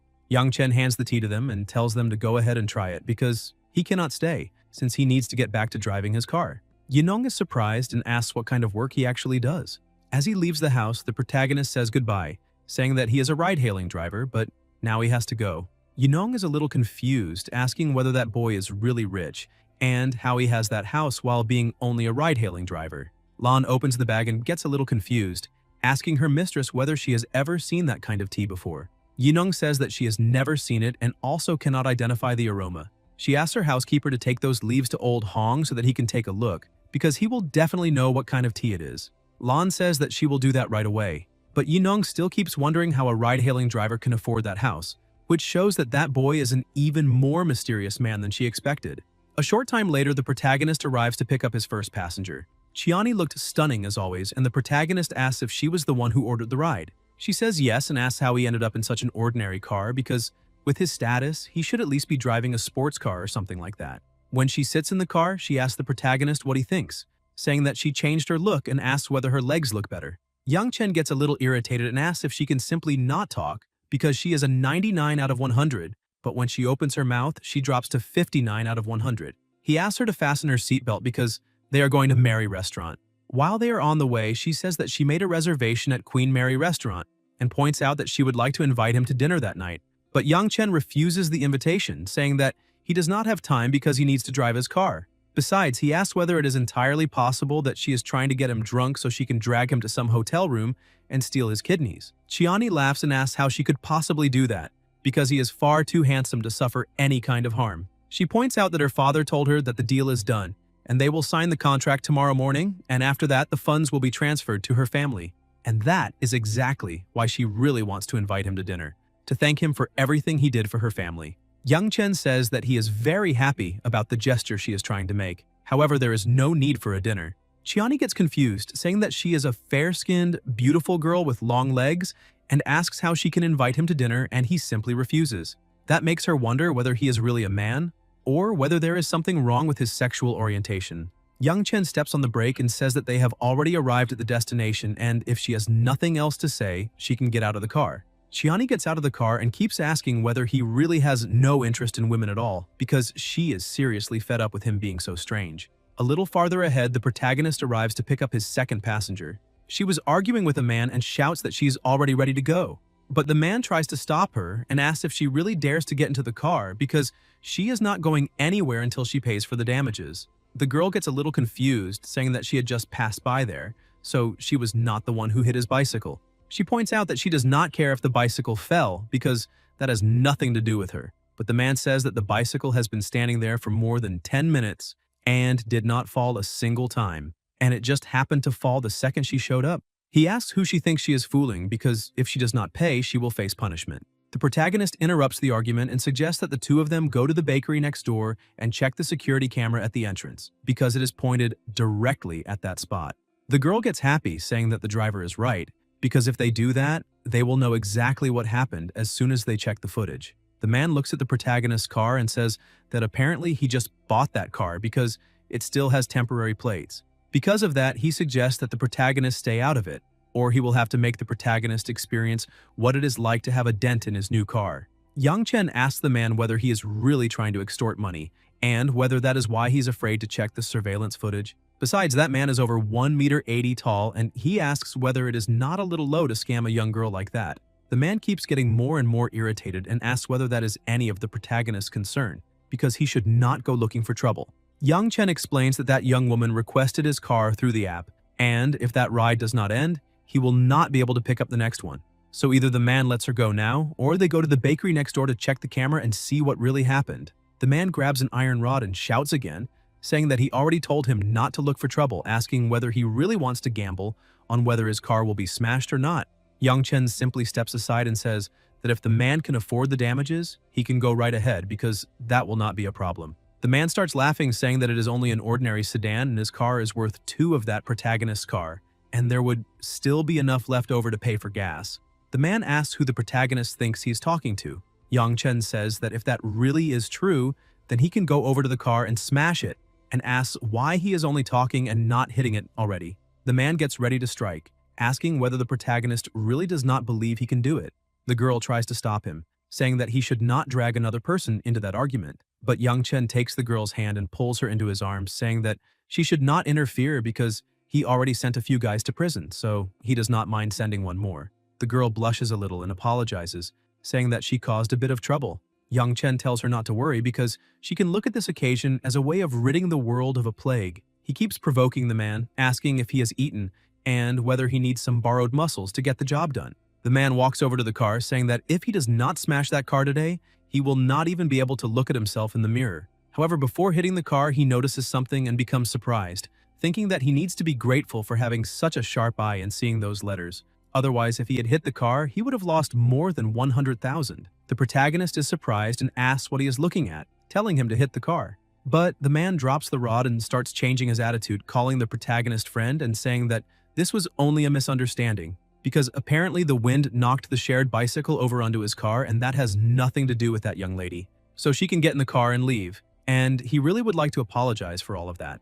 But the protagonist remains confused, asking what is wrong, because that guy said he would not be able to look at himself in the mirror if he did not smash that car. The man keeps smiling, saying that this is all his fault, and asks the young lady and the protagonist to get in the car, because they cannot stay there wasting too much time, since time is very precious. Yang Chen ends up agreeing with the man and asks the young lady to get into the car. As soon as they get into the car, she thanks the protagonist once again, saying that if it were not for him, she would have been in serious trouble. Yang Chen asks her not to mention it because it is all a matter of fate, since if she had not called his car, then he would have had no way to help her. The girl, still confused, asks why that idiot, who had been acting so arrogantly, suddenly became so polite to the protagonist. Yang Chen laughs and says that he does not know the reason, and that maybe it is because his conscience finally kicked in. A little later, they arrive at the destination, and the girl, very happy, asks what she should call the protagonist, saying that her name is Zhao Yun. The protagonist tells her not to worry about his name and asks her to go enjoy herself with her classmates. She says that if that is the case, then they can add each other on WeChat, and next time she needs a ride, she can contact him directly. The protagonist agrees to that and adds her.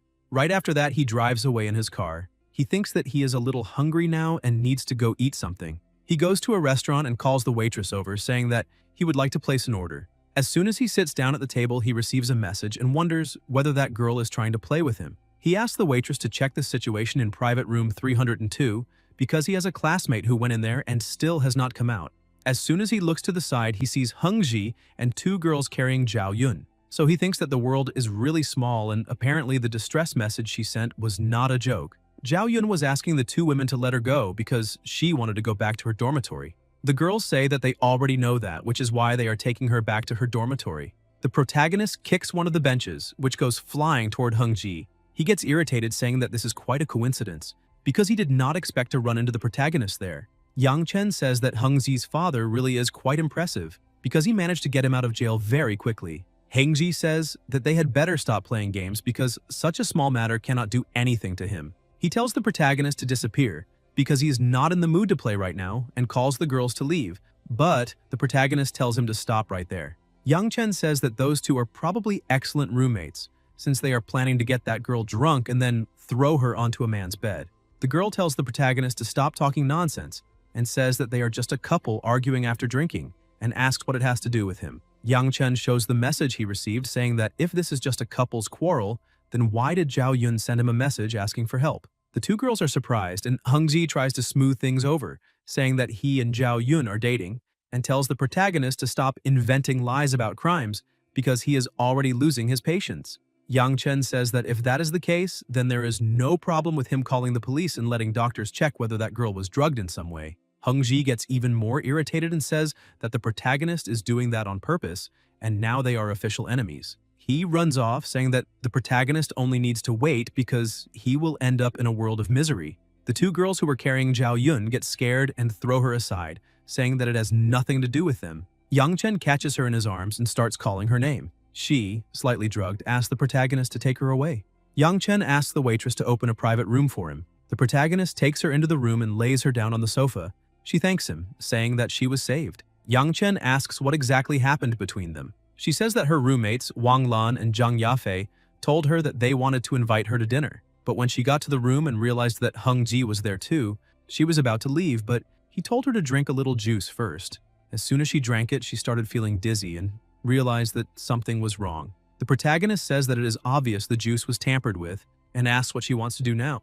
Zhao Yun shouts that the situation has already gone too far and because of that she cannot forgive it and wants to call the police. The protagonist agrees, saying that they cannot let criminals escape unpunished. A little while later, the police car arrives and Zhao Yun gets into it. Yang Chen thinks that this time, that idiot Hung Ji will be in real trouble. A little later, when he returns home, housekeeper Lan is standing there waiting for the protagonist. He gets out of the car and asks what she's doing there. Lan laughs and says that he finally came back and explains that her young lady would like to invite him for a cup of tea and asks whether that would be convenient. Yang Chen thanks her once again for the kindness and the invitation, but says that he is very tired and would like to rest a little earlier. However, he points out that he will be free tomorrow evening and hopes that both she and her young lady can join him for dinner at his house. Lan agrees and says that she will prepare some dishes to bring to his house and asks him to get some rest because she will not bother him anymore. As soon as Lan returns to her house, Yunong asks her what happened and whether she did not invite the protagonist. The housekeeper apologizes and says that he was very tired and wanted to go to sleep a little earlier. However, the protagonist invited the two of them to dinner tomorrow night. Yunong says that this was already expected because that boy is not an ordinary person, and everyone in the neighborhood is dying to visit her every day. But the protagonist is the only one she cannot even visit, and that makes her like the situation even more. So tomorrow night, she will find a chance to investigate that boy's true identity a little more. Meanwhile, at the protagonist's house, his phone rings. Zhao Yun explains that the police said that it was done by her roommate, Wang Lan, and since it did not cause any substantial harm, they only gave her a disciplinary warning. However, she points out that Hung Ji was clearly the mastermind, so she is frustrated that he managed to get away without punishment. The protagonist points out that this was already expected because there is not enough evidence. However, she needs to be careful from now on, and he himself will figure out a way to deal with that scoundrel. The next day, the protagonist picks up a couple again. As soon as they get into the car, he asks both of them to fasten their seatbelts. The man takes off his shoe and the smell is unbearable. The protagonist asks him to put his shoes on properly and stay safe, but the man says that he is exhausted and would like to sleep a little. It is just a shared ride and asks since when there were rules like that. Yang Chen remains firm and says that if he does not want to put his shoes back on, then he must get out of the car immediately. The man gets a little upset about that and says that the protagonist is very bad at customer service, so he will receive a negative review. The woman sitting in the back seat also gets irritated, saying that the protagonist is deliberately looking for trouble because even if there is a smell, he could simply ignore it. A service worker complaining about a customer's stench. Is that some kind of joke? Yang Chen says that he is a ride-hailing driver, not a foot masseur, so he has no obligation to tolerate a bad smell. And the posture that guy is in is extremely dangerous. Either he puts on his shoes and they continue the trip to the destination, or they will get out now and call another car to go. The man continues acting arrogantly, placing his foot on the car's dashboard and asking what all the fuss is about because he is not getting out of the car, and if the protagonist is not going to drive, then they will wait there. Yang Chen gets out of the car and opens the passenger door, throwing the man out of the car. The woman screams that it is attempted murder and cries for help. Some people start approaching the car. The woman hugs the man and cries for help, saying that that driver is cursed and yanked her boyfriend's shoes off and threw him out while grabbing his throat. She asks everyone to judge the matter there, asking whether that is really how a ride-hailing driver should act. Yang Chen says that there is no problem because they can let everyone judge the case.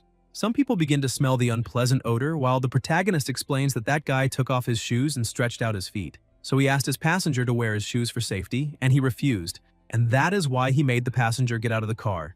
The people who were smelling that irritating odor say that that passenger has no manners, but ride-sharing has become very competitive since the protagonist is driving a luxury car for shared rides, which means that that guy is probably a young master experiencing the real world. The passenger, a little confused, hears the people saying that it is a luxury car and walks closer, asking what kind of luxury car that is, because it looks very ordinary. But as soon as he sees the letters HT, he is impressed. The girl walks up to her boyfriend and asks if that car is really worth that much. The man says that it is a luxury car worth millions, and that guy is a rich young master, probably from the second generation. They could have gotten into very serious trouble. The woman realizes that they really were messing with someone they should not have, and walks up to the protagonist, calling him handsome, saying that she was very sorry because she should have stopped her boyfriend a little earlier. And she asks what he thinks of the following suggestion, because to show her apology, she will let him treat her to a meal. Her boyfriend asks what that means. Yu says that she is going to invite the handsome guy to a meal and apologize to him while doing it. She asks her boyfriend to head back first because she will deal with the consequences there. The man gets irritated, asking if she is really going to do that. Yu continues acting firmly, asking if he is going to be annoying because she already told him to leave. Since he has been deliberately disobedient ever since he was a child, and that is very annoying, she does not want to get angry right there. Yu had called that man her brother, and the protagonist walks up to her saying that if the two of them really are siblings, she could pull that shoe out of the car. Yu laughs and says that there is no problem because she will take those stinky shoes out of there right now. She throws the shoes outside and gets into the car, saying that she is inviting him to dinner. Young Chen gets into the car politely and thanks her for the kindness she is showing, but says that his rear camera was a little blurry and asks if she could get out and wipe the lens for him. Yu says yes because she will do that right away, but as soon as she gets out of the car, the protagonist accelerates. She screams, saying that her bag is still inside the car, but he simply throws the bag outside. The man sees that and starts laughing, asking if that is very embarrassing because she tried to hook a rich second-generation guy just so he would not get mad at her. And the moment things became critical, he suddenly became her younger brother. Yu slaps the man across the face, calling him a bastard and asking whether he is really human. Irritated, she says that it is fine if other people do not understand what she does, but he is going too far and asks whether he does not recognize her and why she had to do that. The man says that he does not know and asks why she did that. She points out that he had been very arrogant in the car earlier and clearly offended that boy. And she knows very well that the protagonist is not interested in her. So she had to cling to him because he would definitely get anxious and try to run away. And now that idiot with clown hair is there mocking her. The man tries to comfort her, saying that he would like to apologize because it was all his fault for misunderstanding. Yu says that if he really wants to make it up to her, then he needs to leave a negative review and file a complaint. The man says that it is fine and that he will leave a negative review and call right now to file a complaint. Meanwhile, at a car wash, the protagonist was cleaning his car and notices that he received a new negative review and a passenger complaint. The system woman appears again, congratulating him and saying that he received a new negative review and the system reward is 32% of the net assets of Bao King Restaurant and another 5 million in cash. And now he is the company's second largest shareholder. He needs to visit the restaurant's main branch tomorrow to receive the capital transfer agreement. The protagonist is very happy about that, saying that that system is truly amazing, and the rewards are more than enough to make up for the trauma of smelling those stinky feet. He receives a message saying that he needs to go to Bao King Restaurant tomorrow at noon. He looks at the message and says that this is a huge coincidence because he was thinking about not going, but now he has no choice because he needs to be there. As soon as he arrives at his house, two chefs were waiting outside. He gets out of the car and asks what that means. One of the chefs asks if he is Mr. Yang Chen. He explains that they were sent there by Miss Yinong to wait for his return because tonight they will prepare a sumptuous dinner for him and the young lady. He asks the two of them to move the utensils and ingredients into the kitchen. As soon as the two enter the kitchen, they are impressed, seeing that the plates and bowls are very beautiful and expensive and are probably antiques.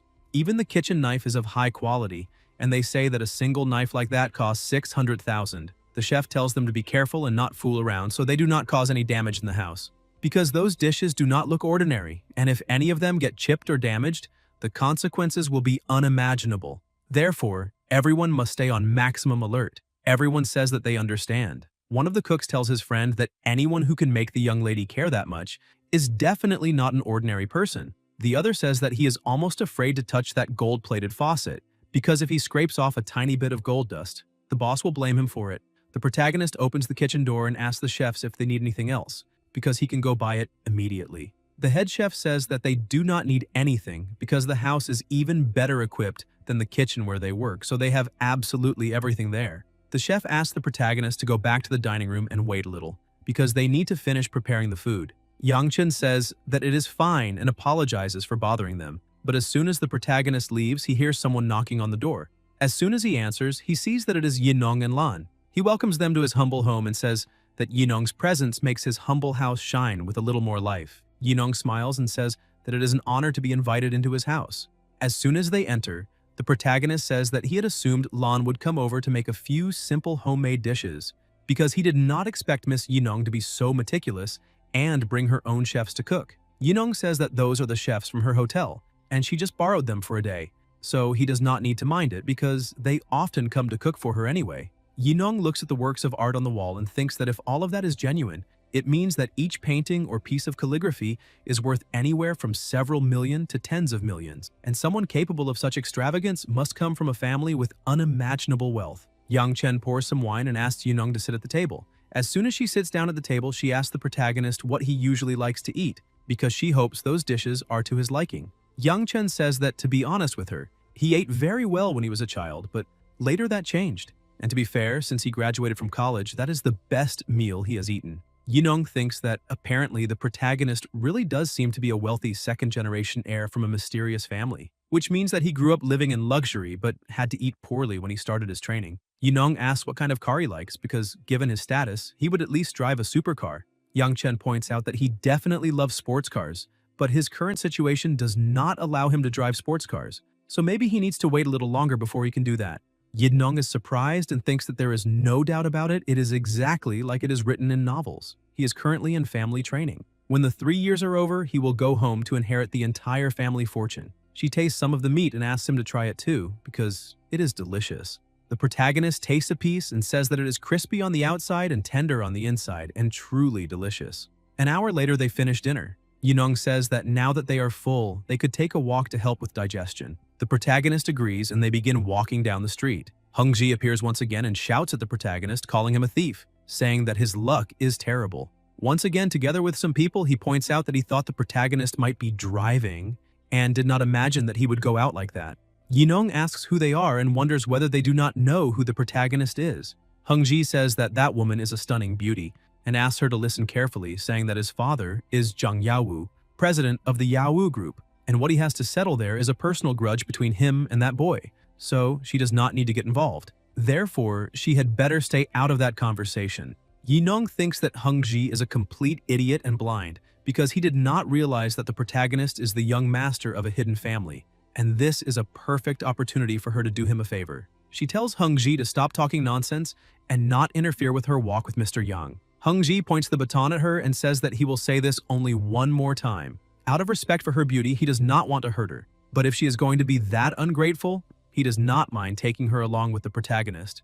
Yang Chen steps in front, saying that Hongji smashed his car and came after him to find him. But even if that had not happened, the protagonist would have gone after him anyway. Yang Chen points out that Hongji is acting very arrogantly, but all he really relies on is the Yawu group. If that company went bankrupt, he would have nothing to lean on. Hongji laughs and says that the protagonist is absolutely right, because he is relying on the fact that his father is the president of that group.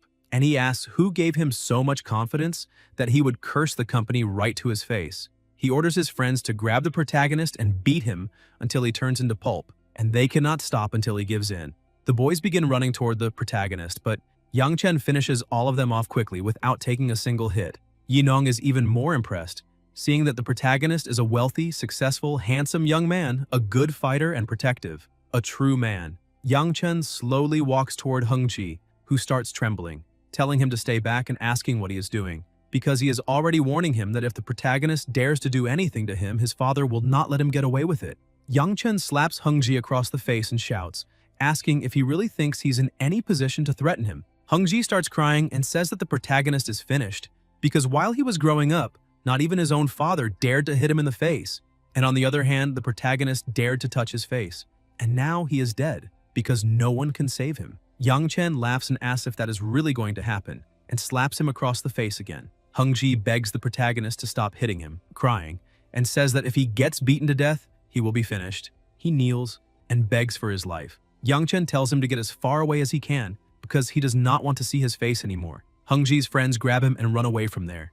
Yunong smiles and says that she never expected the protagonist to be such a skilled martial artist. She asks if she could ask who his master is because she would love to visit him someday. Yang Chen thinks that he definitely cannot tell her that his skills came from a system. He smiles and says that it has been a very long time since he last saw his master, and he happened to mention that he was traveling, so he has not been able to get in touch with him since then. Yunong says that is a pity because if it is meant to be, she is sure the two of them will meet again. Besides, she would like to know how he intends to deal with the Yawu group. Yang Chen points out that he still cannot deal with them, but he believes it will not take long before he can teach those idiots a lesson. Yunong thinks that this probably means he is still in the middle of his training and has to wait until everything is over before he can use his family's influence to crush that mediocre group. If that is the case, then why not take that opportunity to do the protagonist a favor? Yunong smiles and says that the two of them had a wonderful conversation and dinner, and offers to take care of the Yawu group for him. Then he can consider it a gift for a friend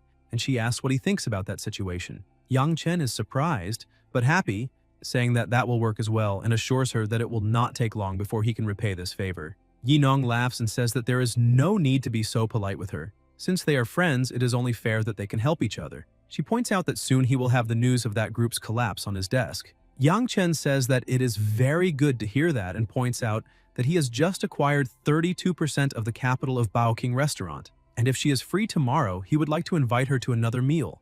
Yinong says that sounds very good and agrees, saying that she will have lunch with him tomorrow. Since it is getting very late, he should go back and get some rest. A little later, as soon as she enters her house, the housekeeper places her shoes on the floor. Lan asks if the conversation was fruitful. Yinong points out that now she is almost certain that that young man is a young master from an ancient martial arts family. She points out that the housekeeper did not see it, but he took down 12 people by himself in just 1 minute. In addition, there is one more thing. She orders the housekeeper to send a message immediately to investigate the dirt of the Yawu group. That way, they will find out all the institutions that invested in them. She states that the goal is to bankrupt the Yawu group as quickly as possible. The housekeeper says that she understands and will take care of it immediately. The next day at the restaurant, Jiankun asks Lixin if she is rushing the protagonist because all their classmates are there and asks why he still has not shown up. Lixin says that she already sent him several messages, but he did not respond and is not answering her calls either.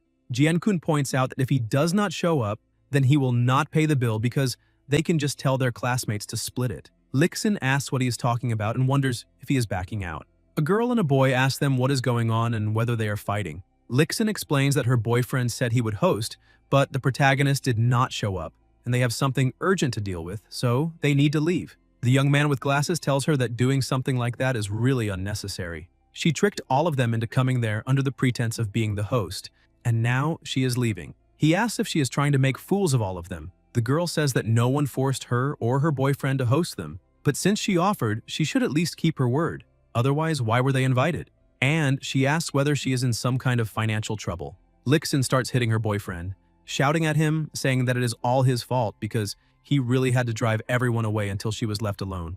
Jiankun tells her to stop and says that all those people are her classmates, not his, so why should he pay the bill for everyone? Other young people ask them to stop arguing because that is enough already, and point out that Jiankun is absolutely right.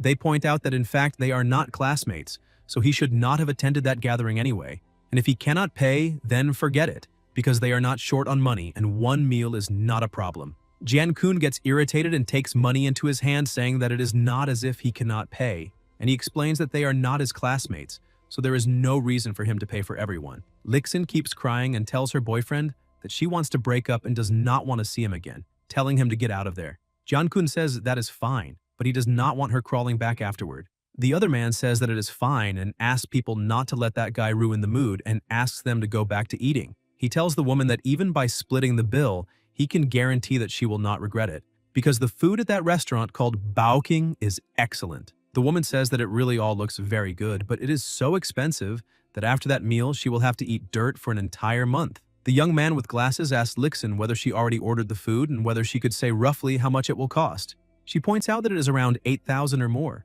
The young man with glasses almost chokes to death, saying that at this rate he will not be eating dirt because he will not even be able to pay his phone bill. He points out that she needs to lend him some money because she caused all that mess, so it is not fair for her not to help anyone. Lixin gets a little embarrassed, saying that she also does not have any money because she is currently unemployed and that is her last meal. The man who had tried extortion laughs, asking whether they are really fighting over a mere 600 yuan per person, because if they really cannot pay that, he can lend them the money. And he points out that they need to pay him back as soon as they receive their next salary. The young man with glasses gets a little happier and tells Lixin that a man like Tao is much more reliable than that idiot named Jiankun. Suddenly, the protagonist walks in and apologizes to everyone. Because traffic was bad and he is a little late, Tao stands up and asks the protagonist if he has any idea what happened there, because since he was late, he did not see that Lixin and her boyfriend argued and ended up breaking up. A woman greets the protagonist and asks him to sit beside her because there is an empty seat. He thanks her very much because she was the class monitor they had back in school. The woman laughs, saying that there is no need to thank her, and asks him to try some because most of the food is already gone and everyone is there, so they can talk more deeply. Lixin asks how the protagonist could bear to leave her there back then and asks whether he does not owe her some explanation. Yang Chen picks up a glass of wine and says that everyone heard that recording and asks her why she is not wondering whether she owes him an explanation instead.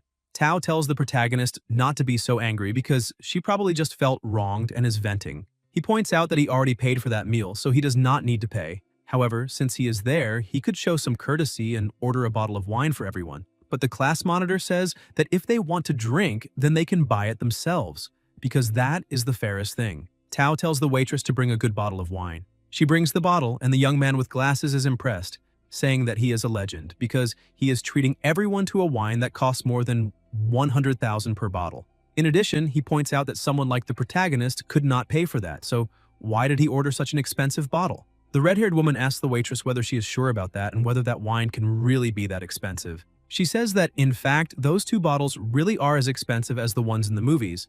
They cost only 128,000 each. Tao gets a little confused and tells the waitress that none of them ordered that wine and asks why she is serving it to them. The waitress tells Lixin that, actually, her boyfriend ordered those two bottles before he left. Lixin says that she broke up with her boyfriend and will not pay for the wine he ordered. Tao thinks that nearly 260,000 for just two bottles of wine is far too expensive, and Lixin is not worth that much money. Yuan says that breaking up with her boyfriend is a private matter between her and her ex-boyfriend. However, the two of them went there and reserved that private room together, and they were the ones who decided on the menu. Trying to refuse now is not appropriate.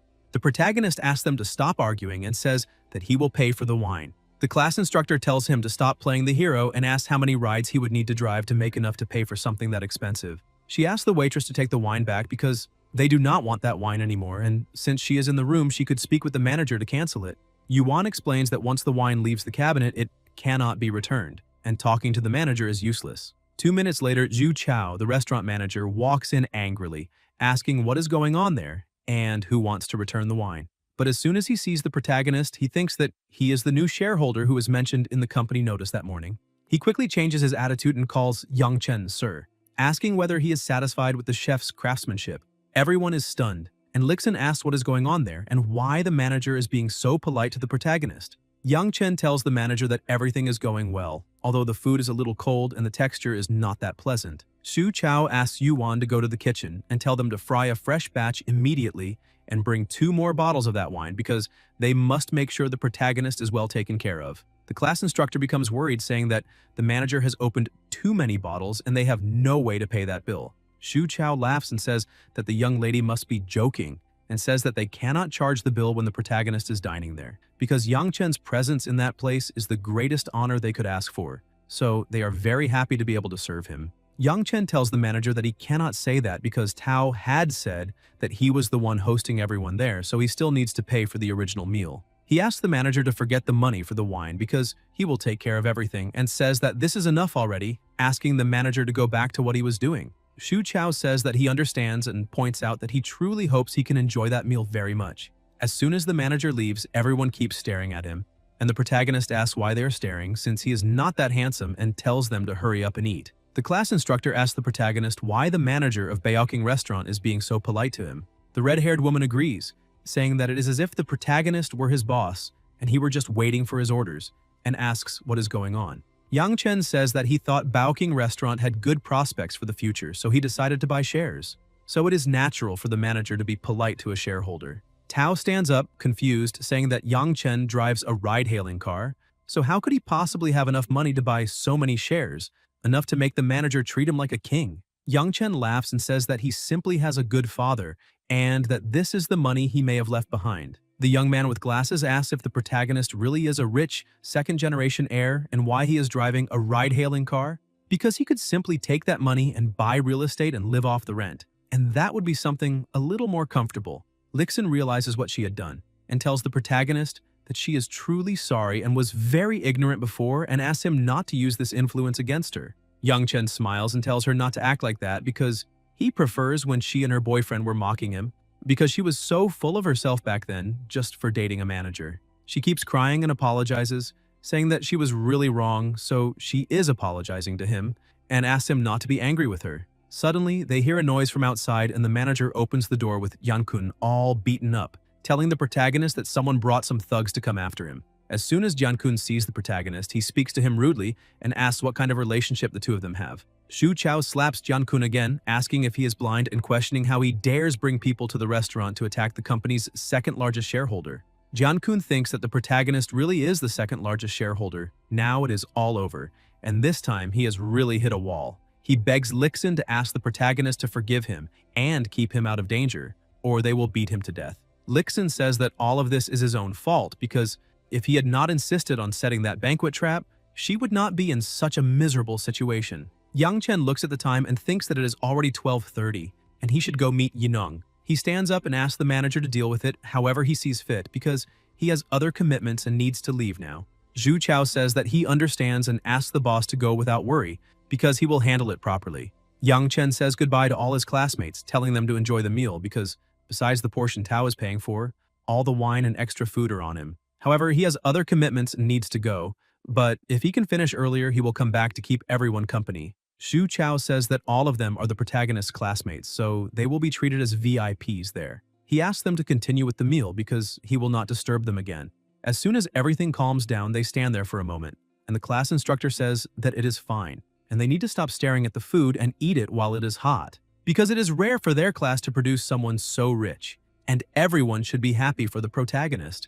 The red-haired woman says that she never expected Yang Chen to be so rich, and she truly underestimated him. Lixin thinks that if she had known the protagonist's family was that rich, she should not have given up on him even if he had treated her like a dog back then. And now she needs to find a way to win him back, because she was born to be a rich housewife, and no one can stop that. A little later, he arrives at room 318, and when he opens the door, he finds her all dressed up. He points out that she really is stunning.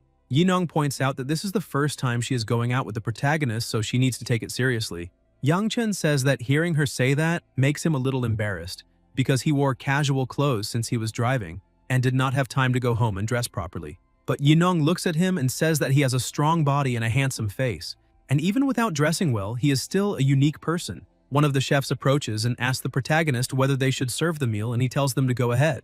As soon as the meal is placed, Yineng is impressed, thinking that she did not expect the young lady to take it so seriously, because that meal costs more than 300,000. Suddenly his phone rings, and as soon as he looks, he sees that it is a message from Lixin, telling him to feel free to choose whatever he wants, because she will do her best to satisfy him, and they could watch a movie that night. He replies a little surprised, and she thinks that if he is willing to reply to her, then that means she still has a small chance. She points out that she already knew she was born to be the lady of a rich house. The next day, inside his house, his phone rings once again. The person tells him that they already bought all the office equipment from Jingyan Advertising Company and obtained the new business license, so he is ready to begin operations. Yang Chen says that he did a great job and that he will call Xiaoli right away. As soon as he calls her, he says that the company is fully set up and asks her to go ahead and notify everyone to come back to work. In addition, he says that the company has been renamed Chenguang Advertising Company and is no longer Jingyan Advertising Company. Xiaoli says that she understands and will notify everyone to return to the office right away.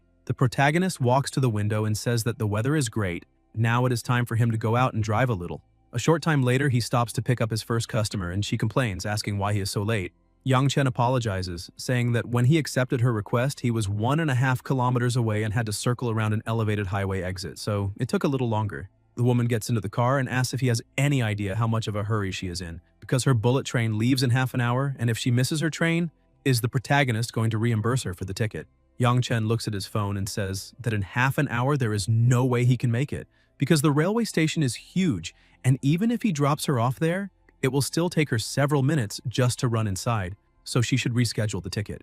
The woman, completely irritated, says that this is impossible because her neighbor told her that her husband brought another woman home, so she needs to go back immediately. She tells him to stop barking and drive as fast as he can. Yang Chen says that if she was in such a hurry to catch a train, she should have booked a ride earlier, and asks why she cannot call the train station and ask them to wait for her. The woman thinks that actually makes a little sense, because after she bought a ticket and failed to arrive on time, they could not simply leave without her. She contacts them, saying that her train departs in 5 minutes, and asks whether they could tell the train driver not to leave before she gets there. She points out that she will be there soon, at most in 10 minutes. The protagonist thinks it is very strange that she really called them, and the woman becomes even more irritated because they hung up on her. And what kind of attitude is that? While he is driving, the woman keeps complaining, saying that she paid money to board and she has not even boarded yet. So what right do they have not to wait for her? Yang Chen tries to calm her down, telling her not to be so nervous, because she can get out at the drop-off point ahead.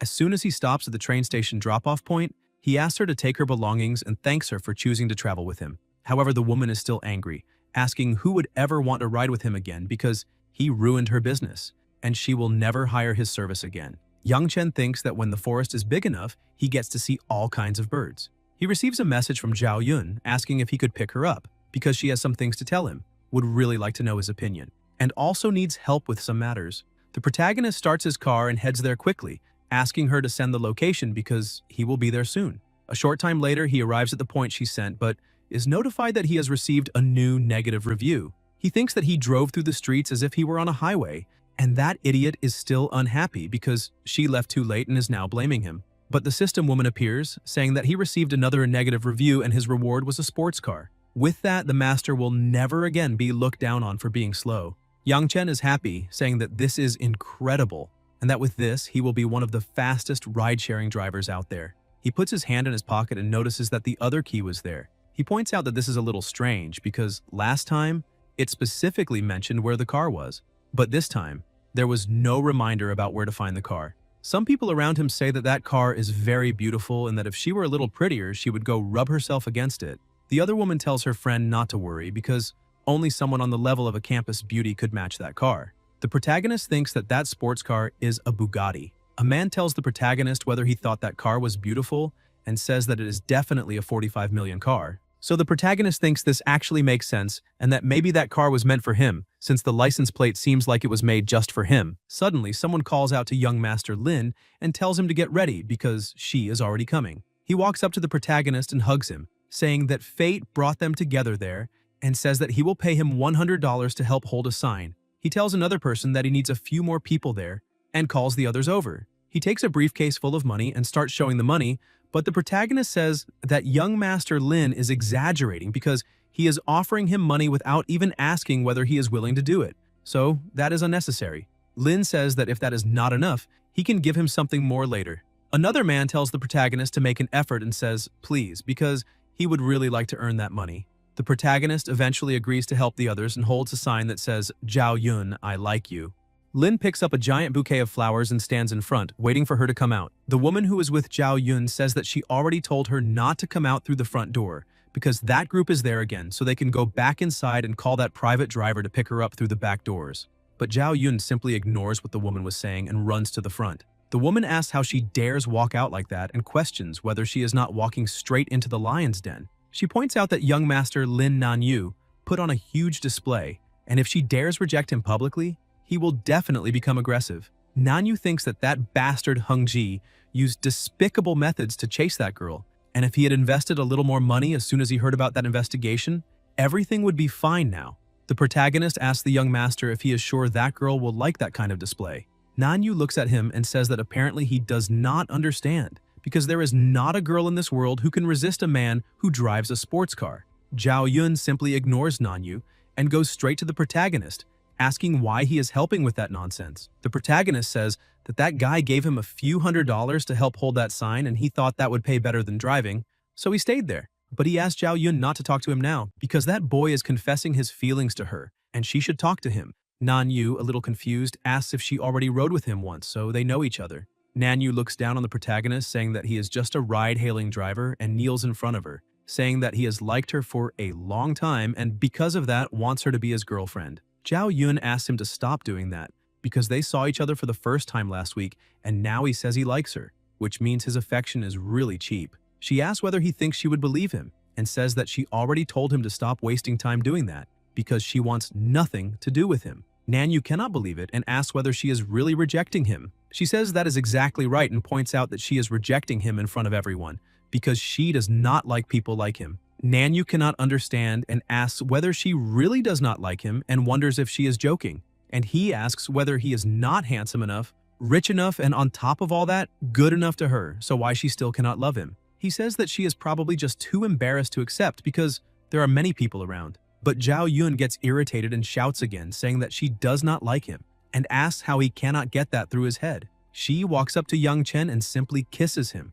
Nanyu gets nervous and asks what the two of them are doing, telling them to separate immediately. Zhao Yun, a little embarrassed, apologizes to the protagonist, saying that that was the first time she had ever kissed someone, so her technique was not very good and asks him to wipe himself a little. Yang Chen smiles, saying that her white peach-flavored lip balm is quite sweet. The woman who is with her asks what is going on and questions whether she is not being a little bold, but Zhao Yun, completely embarrassed, says that the mood was very good and she could not help herself. Nanyu gets even more irritated, asking whether the two of them are making him part of the atmosphere, turning him into background support. He asks once again what that means and whether she likes him, a poor guy who drives for a ride-hailing app. Yang Chen asks Nanyu to give up, because he cannot see any path to success for him, so he does not need to waste any more time. Besides, he points out that he needs to take her to dinner, so they will finish playing later. Nanyu tells the protagonist to keep dreaming with his ride-sharing job and not imagine things that do not belong to him. Nanyu asks if the protagonist knows why Wu Dalang was poisoned, and points out that it is because he possessed something that did not belong to him. Yang Chen asks whether he can take that as a threat. Nanyu says yes and points out that he is threatening the protagonist. A mere broke driver like him? What right does he have to compete for a woman? Because he is not worthy. Suddenly, the system says that it forgot to mention the sports car's license plate earlier. She says that the license plate of his new car is HI.YC520. The protagonist says that that system is really mischievous and asks why it did not notify him last time. Yang Chen looks at the car and asks why that license plate seems a little familiar and points out that he already knew he had seen that plate before. Nanyu laughs and tells him to stop staring, because that car is worth more than 45 million. And even if the protagonist drove for a ride-sharing app for 10 more lifetimes, he still would not be able to buy something like that. Yang Chen laughs and asks the young master whether that car is his.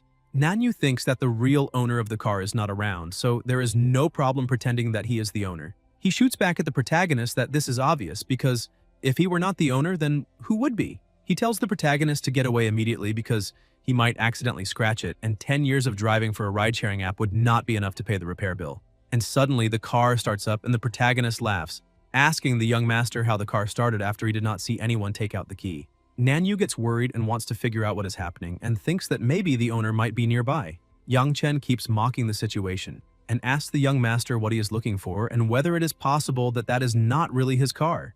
Nanyu asks what that has to do with anything, because if the car is not his, it will not be the protagonist either. But the protagonist simply opens the car and gets in.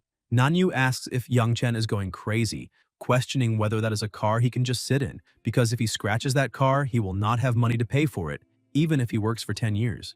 Zhao Yun also gets worried and asks the protagonist to hurry up and get out of that car. The woman tries to pull Zhao Yun away, saying that if this protagonist does something stupid and does not have money to pay later, he might try to borrow money from her. But Zhao Yun runs to the car, asking the protagonist to get out before the real owner appears, because if that happens, he could get into big trouble.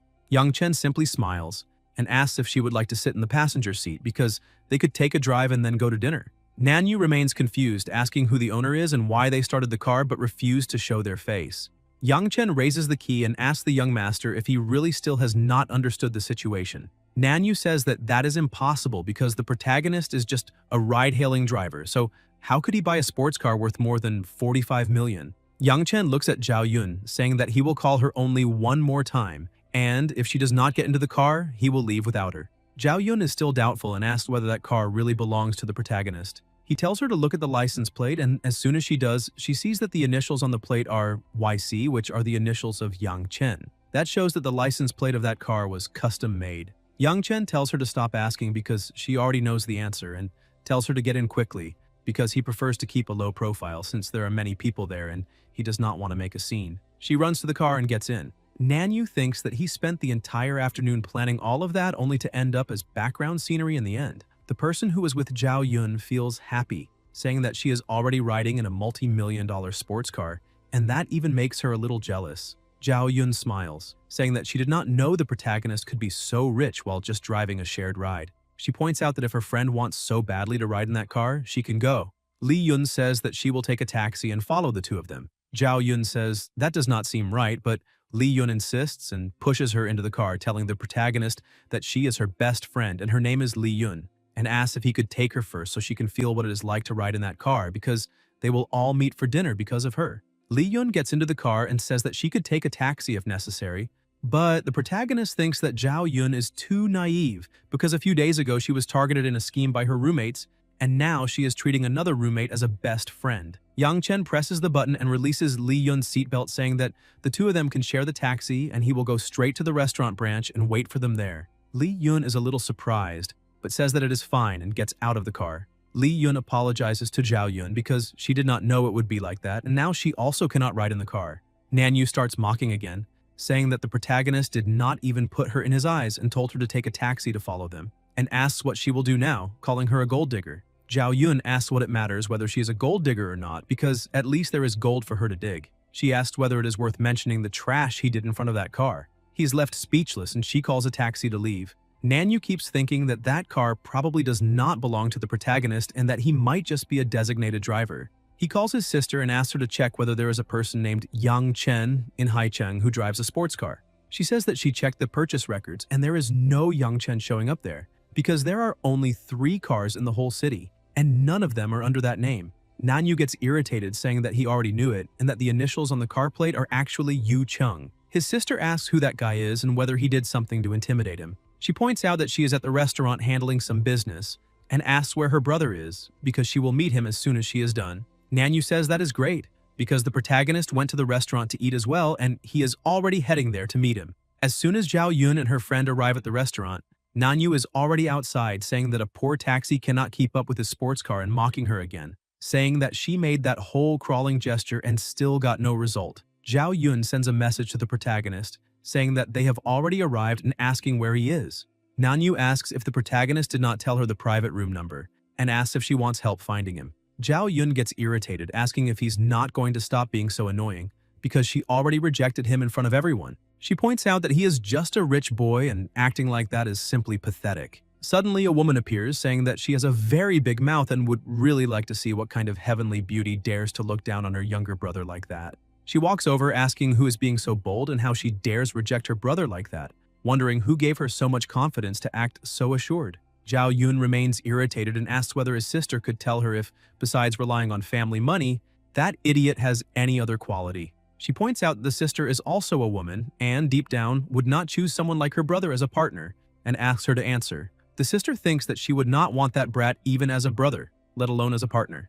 Nanyu interrupts the argument, telling his sister not to waste time with that girl, because first they need to find the ride-hailing driver and finish him off, and after that they will come back to settle accounts with her. The sister says that the car her brother mentioned is right there, but the person is nowhere to be found. Li Yun tells her friend that the protagonist disappeared and asks what they should do and whether it is possible that they were deceived. Zhao Yun points out that based on her impression of the protagonist, he cannot be a scammer. The sister keeps laughing, saying that someone like her is not only a gold digger, but also a complete idiot, because it would be no surprise if one day she were scammed and lost everything she has. Zhao Yun says that her body is hers and her money is also hers, and she can give them to whoever she wants, and it will not be to that filthy brother of hers. Nanyu says that apparently she does not know when to stop. Give her an inch and she runs a mile, and now she is going to get beaten and see if she can do anything. Suddenly, the protagonist's other car appears and she smiles, saying that he is there and would not deceive her.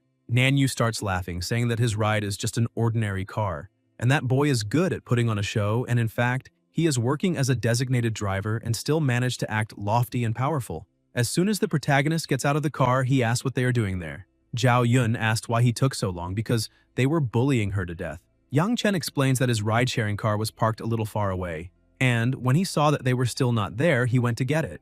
The protagonist looks at the young master and says that he is quite persistent, and he really followed them there, asking whether he cannot do anything without losing class. Nanyu asks whether the protagonist is going to keep up that charade and points out that his sister already identified that the sports car belongs to Yu Chung and not to him. And, apparently, he has the nerve to pose with a client's car just to impress a girl. Yang Chen asks who this Yu Chung is they are talking about. The sister tells the protagonist that he is working as both a ride-hailing driver and a designated driver, and it seems that he is really desperate for money. She orders him to apologize to her brother immediately, and that way she will let him leave safely and will even give him a job opportunity. Yang Chen laughs and tells her to forget it, because he does not want to work for someone with intentions as twisted as theirs, because she intentionally raised her own brother to be a loser, so that the family business would go to her instead of him. She gets irritated, saying that that is not true, and asks the protagonist to stop sowing discord between the siblings. She orders the security guards to teach that boy a lesson, but another person arrives and tells them to stop that at once, because he would like to see who dares lay a finger on the protagonist. The man calls Yang Chen sir and asks if he is alright and whether he was hurt. Yang Chen says that he is fine but would like to know who that man is. Wang Yunhui introduces himself, saying that he is the manager of the restaurant lobby. The waiter from private room number 308 said that the protagonist had reserved dinner, so he came over to greet him. Nanyu and his sister were asking why the restaurant manager, such a prestigious man, was being so polite to the protagonist. Yunhui says that if Yang Chen had been hurt under his supervision, how would he explain that to his boss? The sister asks the manager who the protagonist is and why he is being so polite. Yunhui says that this is Mr. Yang, the newly appointed second-largest shareholder of the restaurant group, and she was just about to do something to him. Zhao Yun is impressed and asks if he really is the second-largest shareholder of that restaurant called Bao King. Then that means that sports car really is his. Yang Chen says yes and points out that with his status, he would not need to drive for someone else.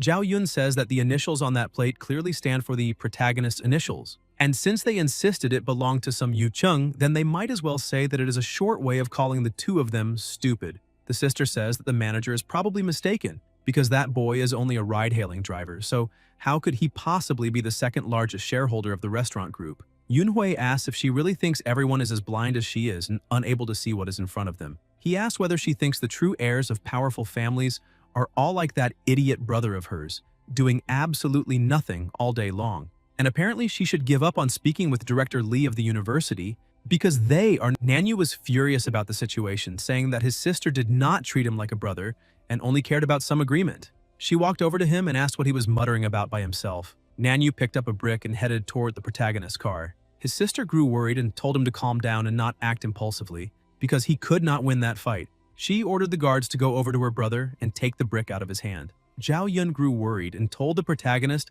that the guy was going to destroy his car, but the protagonist said it was fine. If Nanyu did that, he had the money to pay for everything he destroyed. But Nanyu walked right past it and began smashing his own car instead. His sister grew worried and asked what he was doing and why he had destroyed his own car. Nanyu shouted for the security guards to let him go and made a phone call saying that he was the legitimate heir of the Lin family and that from that moment on, he was saying goodbye to his free life and would focus completely on the family business. After that, he looked at his sister and thanked her for all the contributions she had made to the family over the years. Because of that, he promised never to mistreat her in the future. Yang Chen was happy with that change and applauded, saying that it looked like he had finally had a great awakening. Nanyu also apologized to the protagonist, saying that he hated him from the bottom of his heart, but still needed to thank him. And if he ever needed anything in the future, he only had to say the word because he owed him one. Yang Chen told him not to worry and said that if he ever needed anything one day, they could have that conversation later. His sister went over to the protagonist angrily, saying that he had ruined all her plans. Yang Chen pointed out that what she had just said made no sense at all because many people were watching. Because of that, he could prove that he had done absolutely nothing to ruin her. But he decided to let it go and called the two girls to go upstairs and have dinner. A short while later, inside the private room, Li Yun grew worried, saying that Nanyu had destroyed his own car and asked if it was possible that he might go crazy again and end up destroying the protagonist's car too. Yang Chen thought that was unlikely to happen, because if he had really wanted to destroy it, he would have done it right then and there. He noticed that Zhao Yun was not eating and asked if the food was not to her liking, because if she did not like it, she could just order anything else she wanted. That dinner was his gift to her, so she could eat and drink as much as she wanted. Zhao Yun explained that it was not exactly that, because the reason she had called him there was to talk about something else. The protagonist asked what it was and told her to explain. Zhao Yun explained that in the previous incident at the restaurant, 2 of her roommates had been detained, and their families and teachers hoped that she could give the 2 of them a second chance, but she did not know what to do. Li Yun told her friend that from her point of view, that matter definitely had to be investigated because she had advised Zhao Yun many times, but she simply could not make up her mind. The protagonist told Zhao Yun that she should tell the 2 of them to confess that Hung Ji was the mastermind behind all of it, and then she would not hold them responsible. Otherwise, they would continue being pursued, because if she did not bring that guy to justice, he might keep trying to harass her in the future. Zhao Yun agreed, saying that she wanted that scumbag to go to prison too. However, her 2 roommates refused to testify against him, since his father was the head of the Yawu group, so they did not dare offend him. Yang Chen poured a glass of wine, saying that it did not matter, and simply asked her to do exactly what he had just said. She needed to make her condition very clear to them. That alone would already be considered kind enough to them. As for the Yawu group, there was no need for her to worry too much about them. They did not have much time left to live anyway. Zhao Yun became happy and convinced, saying that she would do exactly as the protagonist had told her. Yang Chen said that now that they had finished eating, they could go to the movies. Li Yun quickly became excited and agreed, saying that they really should do that. The protagonist looked at her and thought that she was a very needy person, because obviously he had only invited Zhao Yun out, but she kept shamelessly following the two of them. On the other hand, Li Yun noticed that the protagonist was looking at her and thought that he had just taken a peek at her, so maybe he had a crush on her. A short while later outside, the protagonist handed the key to the manager and asked him to arrange for a driver to take his sports car to the entrance of the villas by the riverbank and wait for him to return. The manager told the protagonist not to worry and said that he would personally take the car there and make sure everything was done safely. Yang Chen thanked the manager, saying that he was very satisfied with all the work he had shown that day. Because of that, when the protagonist met his boss, he would personally recommend him. The manager was delighted by the compliment and said that it was always a pleasure to help him. Meanwhile, in house number 8, Yineng was sitting down, drinking some tea and talking with her father. He asked if it was not too hasty to assume that the protagonist came from some powerful secret family just because he lived in house number 1. Yineng explained that she thought the protagonist must be trying to hide his identity. That was why he was keeping such a low profile. Her father said that they currently held 4.9% of the shares of the Yahoo group and were only waiting for the IPO to cash out. However, he did not think it would be wise to crucify the Yahoo group for an unknown young man. At least until they confirmed his identity, they had to act cautiously. Suddenly, someone knocked on the door and she told them to come in. Lan greeted the two of them and said that the protagonist had just come back and bought another sports car. Yineng was surprised and asked what brand the sports car was. Her housekeeper said that she had been too far away, so she had not been able to see clearly what brand it was. Yineng told her father to pay attention to how the protagonist spent money, as if there were no limits. So how could he possibly be an ordinary person? Because even if it were her, her father probably would not let her spend money like that. She had an idea and said that she would take a gift over to see what kind of sports car Yang Chen had bought, because if it was worth millions, he was definitely an ultra-rich second-generation heir without a doubt. Her father agreed, saying that it was an excellent plan and told her to go ahead with it. Meanwhile, inside his house, the protagonist was looking at the news on his phone and noticed that his passenger from the morning was being arrested, shouting that she had bought a train ticket, so they had taken her money and therefore they should provide a service. They should not leave with the train until she was inside it. The protagonist looked at that and said that anyone with a wife like that would be extremely impressive if he did not cheat on her or run away from something like that. Suddenly, the system appeared to him, saying that it had just detected that the host had received another bad review and received a critical bonus. It congratulated him on obtaining the evidence of all the crimes committed by the Yahoo group. The evidence was already on the living room table, so the protagonist could go check it. Yang Chen was impressed, saying that the system was truly very powerful. With evidence of that group of idiots' criminal activities, there was no need to use Yineng to deal with that bunch of useless people. The system appeared again, saying that the passenger had also filed a complaint that triggered a lightning bonus, and now he possessed the magic driver's skill. Yang Chen was confused, asking what the hell that skill was, because it was not as if he did not know how to drive. The system explained that now he could drive any car, boat, or model after gaining the magic driver's skill. He had 100% efficiency in driving anything that could be driven. After that explanation, he became excited, saying that if that was the case, then the title of magic driver was well-deserved. Suddenly, his doorbell rang and he became a little annoyed that someone was disturbing people's rest in the middle of the night. He opened the door and Yineng, with a smile on her face, said that he had finally returned and apologized, saying that she hoped she had not disturbed his rest by coming there so late. Yang Chen told her not to worry and said that she was not disturbing him, asking if she needed anything. Yineng explained that it was already late and Lan had gone to buy watermelon, so she had asked her to bring one for the protagonist. Yang Chen thanked her, saying that she was very kind, and asked her to come in and sit down. But Yineng said that she would like to take a look at the night view of his hometown by the lake and asked if that was all right. Yang Chen said yes, pointing out that there was no problem at all, because he would cut the watermelon and they could enjoy the night view while eating together. Yineng thought that now was her opportunity to get a little closer and see what brand that sports car was. As soon as she approached, she was impressed, because she realized it was a car worth nearly $50 million. On top of that, the car had a custom license plate, which made it even more extravagant. Yang Chen came back and said that the watermelon was already cut and ready to serve. He took her under a canopy, asking her to sit down and enjoy the night view while eating. She thanked him for his kindness and praised his new car, saying that it really was very beautiful.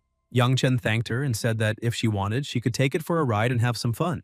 Yineng laughed and said it was better not to, because her driving skills were terrible. However, she had a question and asked why the protagonist was still driving for a transportation service since he could easily acquire shares and buy extremely expensive items. Besides, she said that if he felt a little uncomfortable with that question, he did not have to answer. Yang Chen explained that driving for a transportation service allowed him to meet all kinds of people in his life, and that was a form of personal growth and experience for him. His current mindset was not suitable for managing a company, so he needed to work on developing his mindset before considering that again. He picked up an envelope full of documents and asked if she could take a look at it. She took it and said yes, asking what it was about. But as soon as she looked, she was impressed, thinking that the protagonist had managed to gather a lot of evidence of the Yahello Corporation's illegal activities. And that was definitely not something an ordinary person could achieve. So what kind of family had he really come from? And how could he be so amazing and influential that he could obtain such documents? She began praising him, saying that he truly was impressive because he had managed to investigate his enemies so deeply in such a short time, and asked how he had managed to do it. Yang Chen simply said that he had his own methods, but he was not free to reveal them, at least not right away. In addition, he emphasized that now that he had all the evidence in his hands, he would not give the Yahello Corporation any chance of survival. Still impressed, she pointed out that she had also asked someone to investigate all the dirty business of that corporation, but they had not come anywhere close to what the protagonist had achieved, much less with the same speed. And now that they had all the evidence, she would expose them immediately and make the corporation collapse. Yang Chen pointed out that it was true and that he only wanted to make Zhang Yaowu and Zhang Hengji, both father and son, feel humiliated. And if the price for that was the entire corporation collapsing, he really did not care. Yunong said that she understood and promised to take care of it as quickly as possible. In that case, she would no longer bother him and needed to go back home. The protagonist thanked her once again for all the help she was providing him. A short while later, she returned to her house and said that fortunately she had managed to find Yang Chen at his house and asked her father to take a look at what he had obtained. As soon as her father looked at it, he asked where she had gotten all of that. Yunong explained that the protagonist had given it to her and asked for her help in dealing with the entire corporation. In just one night, he had managed to obtain all the evidence of their illegal activities, and there had to be a very powerful family supporting him from behind. In addition, she had also just seen his new sports car, and that car was worth something close to $45 to $50 million. Her father was extremely surprised to discover the value of the car because that was truly extravagant. Yunong said that was exactly right. In addition, she pointed out that the protagonist had also said that as long as Zhang Yaowu and Zhang Hengji were punished,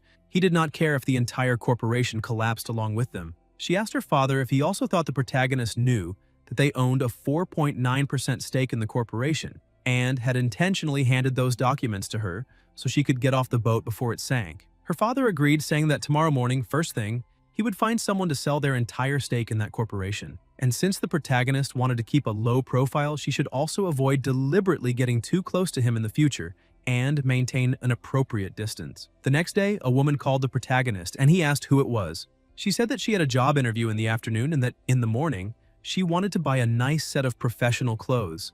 Because of that, she wanted to know if it was possible to reserve his car for the entire day to pick her up and drop her off. Yang Chen said that it was fine and that, since they were former classmates, he would give her a 500 yuan discount. She agreed and said that there was no problem and that she would soon send him the address so he could pick her up. A short while later, he went to the address and his former classmate waved her hand. As soon as they got into the car, his classmate said that she would like to introduce her cousin, named Hui Hui, who was accompanying her while shopping. Yang Chen greeted her, saying that it was a pleasure to meet her. A short while later, they arrived at a store and the protagonist asked if they were at the right address. They said yes. He told the two of them to go in and do their shopping because he would wait outside. His former classmate asked why he wanted to wait outside in that heat and told him to come in with them, because that way she could also use any advice he might give. He ended up agreeing, but explained that he was straight, so he did not understand much about clothes. His friend said that was fine and insisted that he join them, since the opinions of straight men were basically the majority of men's opinions. As soon as they entered the store, the receptionist greeted the two of them. But as soon as the protagonist heard her voice, he thought it sounded very familiar. And when he got closer, he realized that it was Wang Jiayi. She was also surprised to see the protagonist and asked how he had managed to find that place and whether it was possible that he was there because of her. Hui Hui noticed that the atmosphere had become a little strange and asked what was going on and whether the two of them knew each other. Jiayi said that they did not know each other, but explained that it had been a long time since she had seen such a handsome man, so she had become a little distracted. She asked if the protagonist was either of the two girls' boyfriend. Hui explained that he was just her cousin's college classmate and a ride-hailing driver, because she had sent her car in for maintenance, so she had rented his car for an entire day. They entered the store saying that they would look around on their own for now and that they would call her if they needed anything. Yali called Jiayi and she went over, asking how those clothes looked after she tried them on. Yali threw the clothes in her face and apologized, saying that it had not been intentional. Jiayi simply accepted it and smiled, saying that it was fine, and asked what she thought of those other clothes because they might be very good. Yali continued acting arrogantly, saying that they did not fit because she was pregnant and preferred something a little looser. However, loose clothes made her look very fat. Because of that, she wanted to see the dress she had tried on at first and try it on again. Jiayi grew irritated, thinking that the woman had already tried on almost 20 outfits and now wanted to try the first one again. The other saleswomen asked what kind of show-off behavior that was, because it was not just because she was dating a rich second-generation guy that she needed to flaunt it like that. Another said that the way her boyfriend had looked at Jiayi earlier had already made it clear that she had something in mind, and now she could see that Yali was tormenting Jiayi on purpose. Jiayi brought the dress over, saying that it was the first one she had chosen earlier. Yali told her to find a set of clothes for her boyfriend to try on as well. Jiayi asked if he needed to buy clothes too, but the woman said that whether her boyfriend would buy them or not was another matter. He wanted to try them on first, and if they fit, then they would decide whether to buy them or not. It was a girl's day out, and she would definitely take care of Jiayi's performance. She laughed, saying that it was fine, and that she would take her boyfriend to the men's section to have a look. Suddenly, she felt unwell and ran off, apologizing. Hui went over to her, asking what had happened and if she was feeling sick. But Jiayi wiped her tears and said that it was fine and that it was nothing, because her throat was just a little dry. She changed the subject, asking if she had already found the clothes she liked. Hui said that she had found a very good set and would like to try it on. Jiayi looked at the protagonist and thought that he could not even say a single word of concern, wondering how he could remain so indifferent because he was a deadbeat, a scumbag, and a despicable man. The protagonist's classmate tried on an outfit and asked him if the clothes looked good on her. He said that from his point of view they looked amazing, but that was just his personal opinion. His classmate agreed and said that she would buy that outfit since he liked it and asked Jiayi to help wrap it up. Jiayi said that it was fine, but commented that it looked like the two of them had more than just a classmate relationship. The protagonist's former classmate explained that it was nothing like that because she did not have male friends, so she had asked him to give an opinion to help her. Hui also tried on her clothes and asked the protagonist what he thought of them. Yang Chen felt a little uncomfortable and pointed out that he had already said he had a straight man's opinion, so he did not really like that unisex style. Hui said that since he was already there, he might as well buy something to support Jiayi's business. The protagonist agreed and asked to be introduced to Miss Jiayi. She called the protagonist, telling him to follow her, because the men's clothing section was on the second floor. As soon as they reached the second floor, he asked why she had felt nauseous earlier and whether she was sick. Jiayi put on a worried expression, saying that she was pregnant and that the child was the protagonist. He became even more surprised. Jiayi continued showing him the clothes and said that one would look very good on him, asking if he would like to try it on, but the protagonist hugged her from behind. Jiayi became embarrassed and asked what he was doing because there were surveillance cameras in that store and told him to calm down a little. Yang Chen pushed her against the wall and asked her to repeat what she had just said. Jiayi said that it was exactly what he had heard and that now that he already knew, it was his responsibility to acknowledge the child. The protagonist held her hand and she was surprised, asking why he was doing that and where they were going. Yang Chen said that if it was true and that child really was his, then they would get married immediately. Jiayi began laughing, asking if he had really believed what she had just said, and pointed out that she was only joking with him, because the truth was that she had a stomach virus, and that was why she had felt like vomiting. Yang Chen breathed a sigh of relief, asking how she could joke about something that important. Jiayi kept smiling and pointed out that she had not known he had such a serious sense of humor. The protagonist explained that even if it was only a joke, he could not stand being teased about that kind of thing, so he wanted her to hurry up and show him some clothes. Jiayi continued laughing and praised him, saying that he had done very well because his reaction had been excellent. Because of that, if one day she really became pregnant with his child in the future, she would definitely look for him, now that she knew he was an extremely responsible person. Besides, he had made her feel much better, since that couple had tried on more than 20 outfits, and still could not make up their minds. Yang Chen asked who those two were and why they were bothering her. Jiayi explained that the woman was her colleague, and she had used some methods to marry that rich guy, but that rich guy was indecisive and kept bothering her, even though her colleague was already pregnant. So when her colleague asked her to accompany that guy, it made her feel sick. The protagonist became irritated, asking if that girl was crazy, and said that he would teach her a lesson later. Jiayi was surprised and asked why he would do that and if he felt sorry for her because she was being bullied. Yali walked over to the two of them and asked her what was wrong with her, because they still had not settled the pending matters, yet she was serving other people. Because she had already said she would take care of her business, and even so, she was treating customers badly. The protagonist stepped into the middle of the argument and told her that if she could not afford the clothes there, then she did not need to waste the saleswoman's time. Since she was trying on clothes without buying anything, she could find someone else to help her. Besides, he did not want anyone disturbing him while he was shopping. Yali's boyfriend appeared and argued with the protagonist, asking who he was. Because he was wearing cheap clothes, so how did he dare enter a store like that? Yang Chen told the guy that he had already tried on more than 20 outfits and still had not bought anything. So how did he still have the nerve to show his face? Yang Chen asked Jiayi to choose the most expensive outfit in the store for him, because he was not leaving, and no one else could order her around. The other two saleswomen became curious, asking what was going on there because it looked like they were arguing. Jiayi brought him a piece of clothing. The protagonist asked if that was the most expensive one. She said it was expensive enough and asked him to stop messing around. But the protagonist lost his patience and asked who the manager of that store was. Another woman appeared and greeted him, saying that she was the store manager and asked how she could help. Yang Chen said that he wanted to buy the most expensive men's clothes in that store, and the saleswoman, Jiayi, had to accompany him throughout the entire fitting process. He would not leave that store until he was done, and no one else could ask for her help. He asked if the manager agreed to that. The manager said yes, because it was a pleasure and an honor to serve him. She went over to Jiayi and said that from that moment on, she would be exclusively responsible for helping that handsome gentleman, so she did not need to worry about anything else.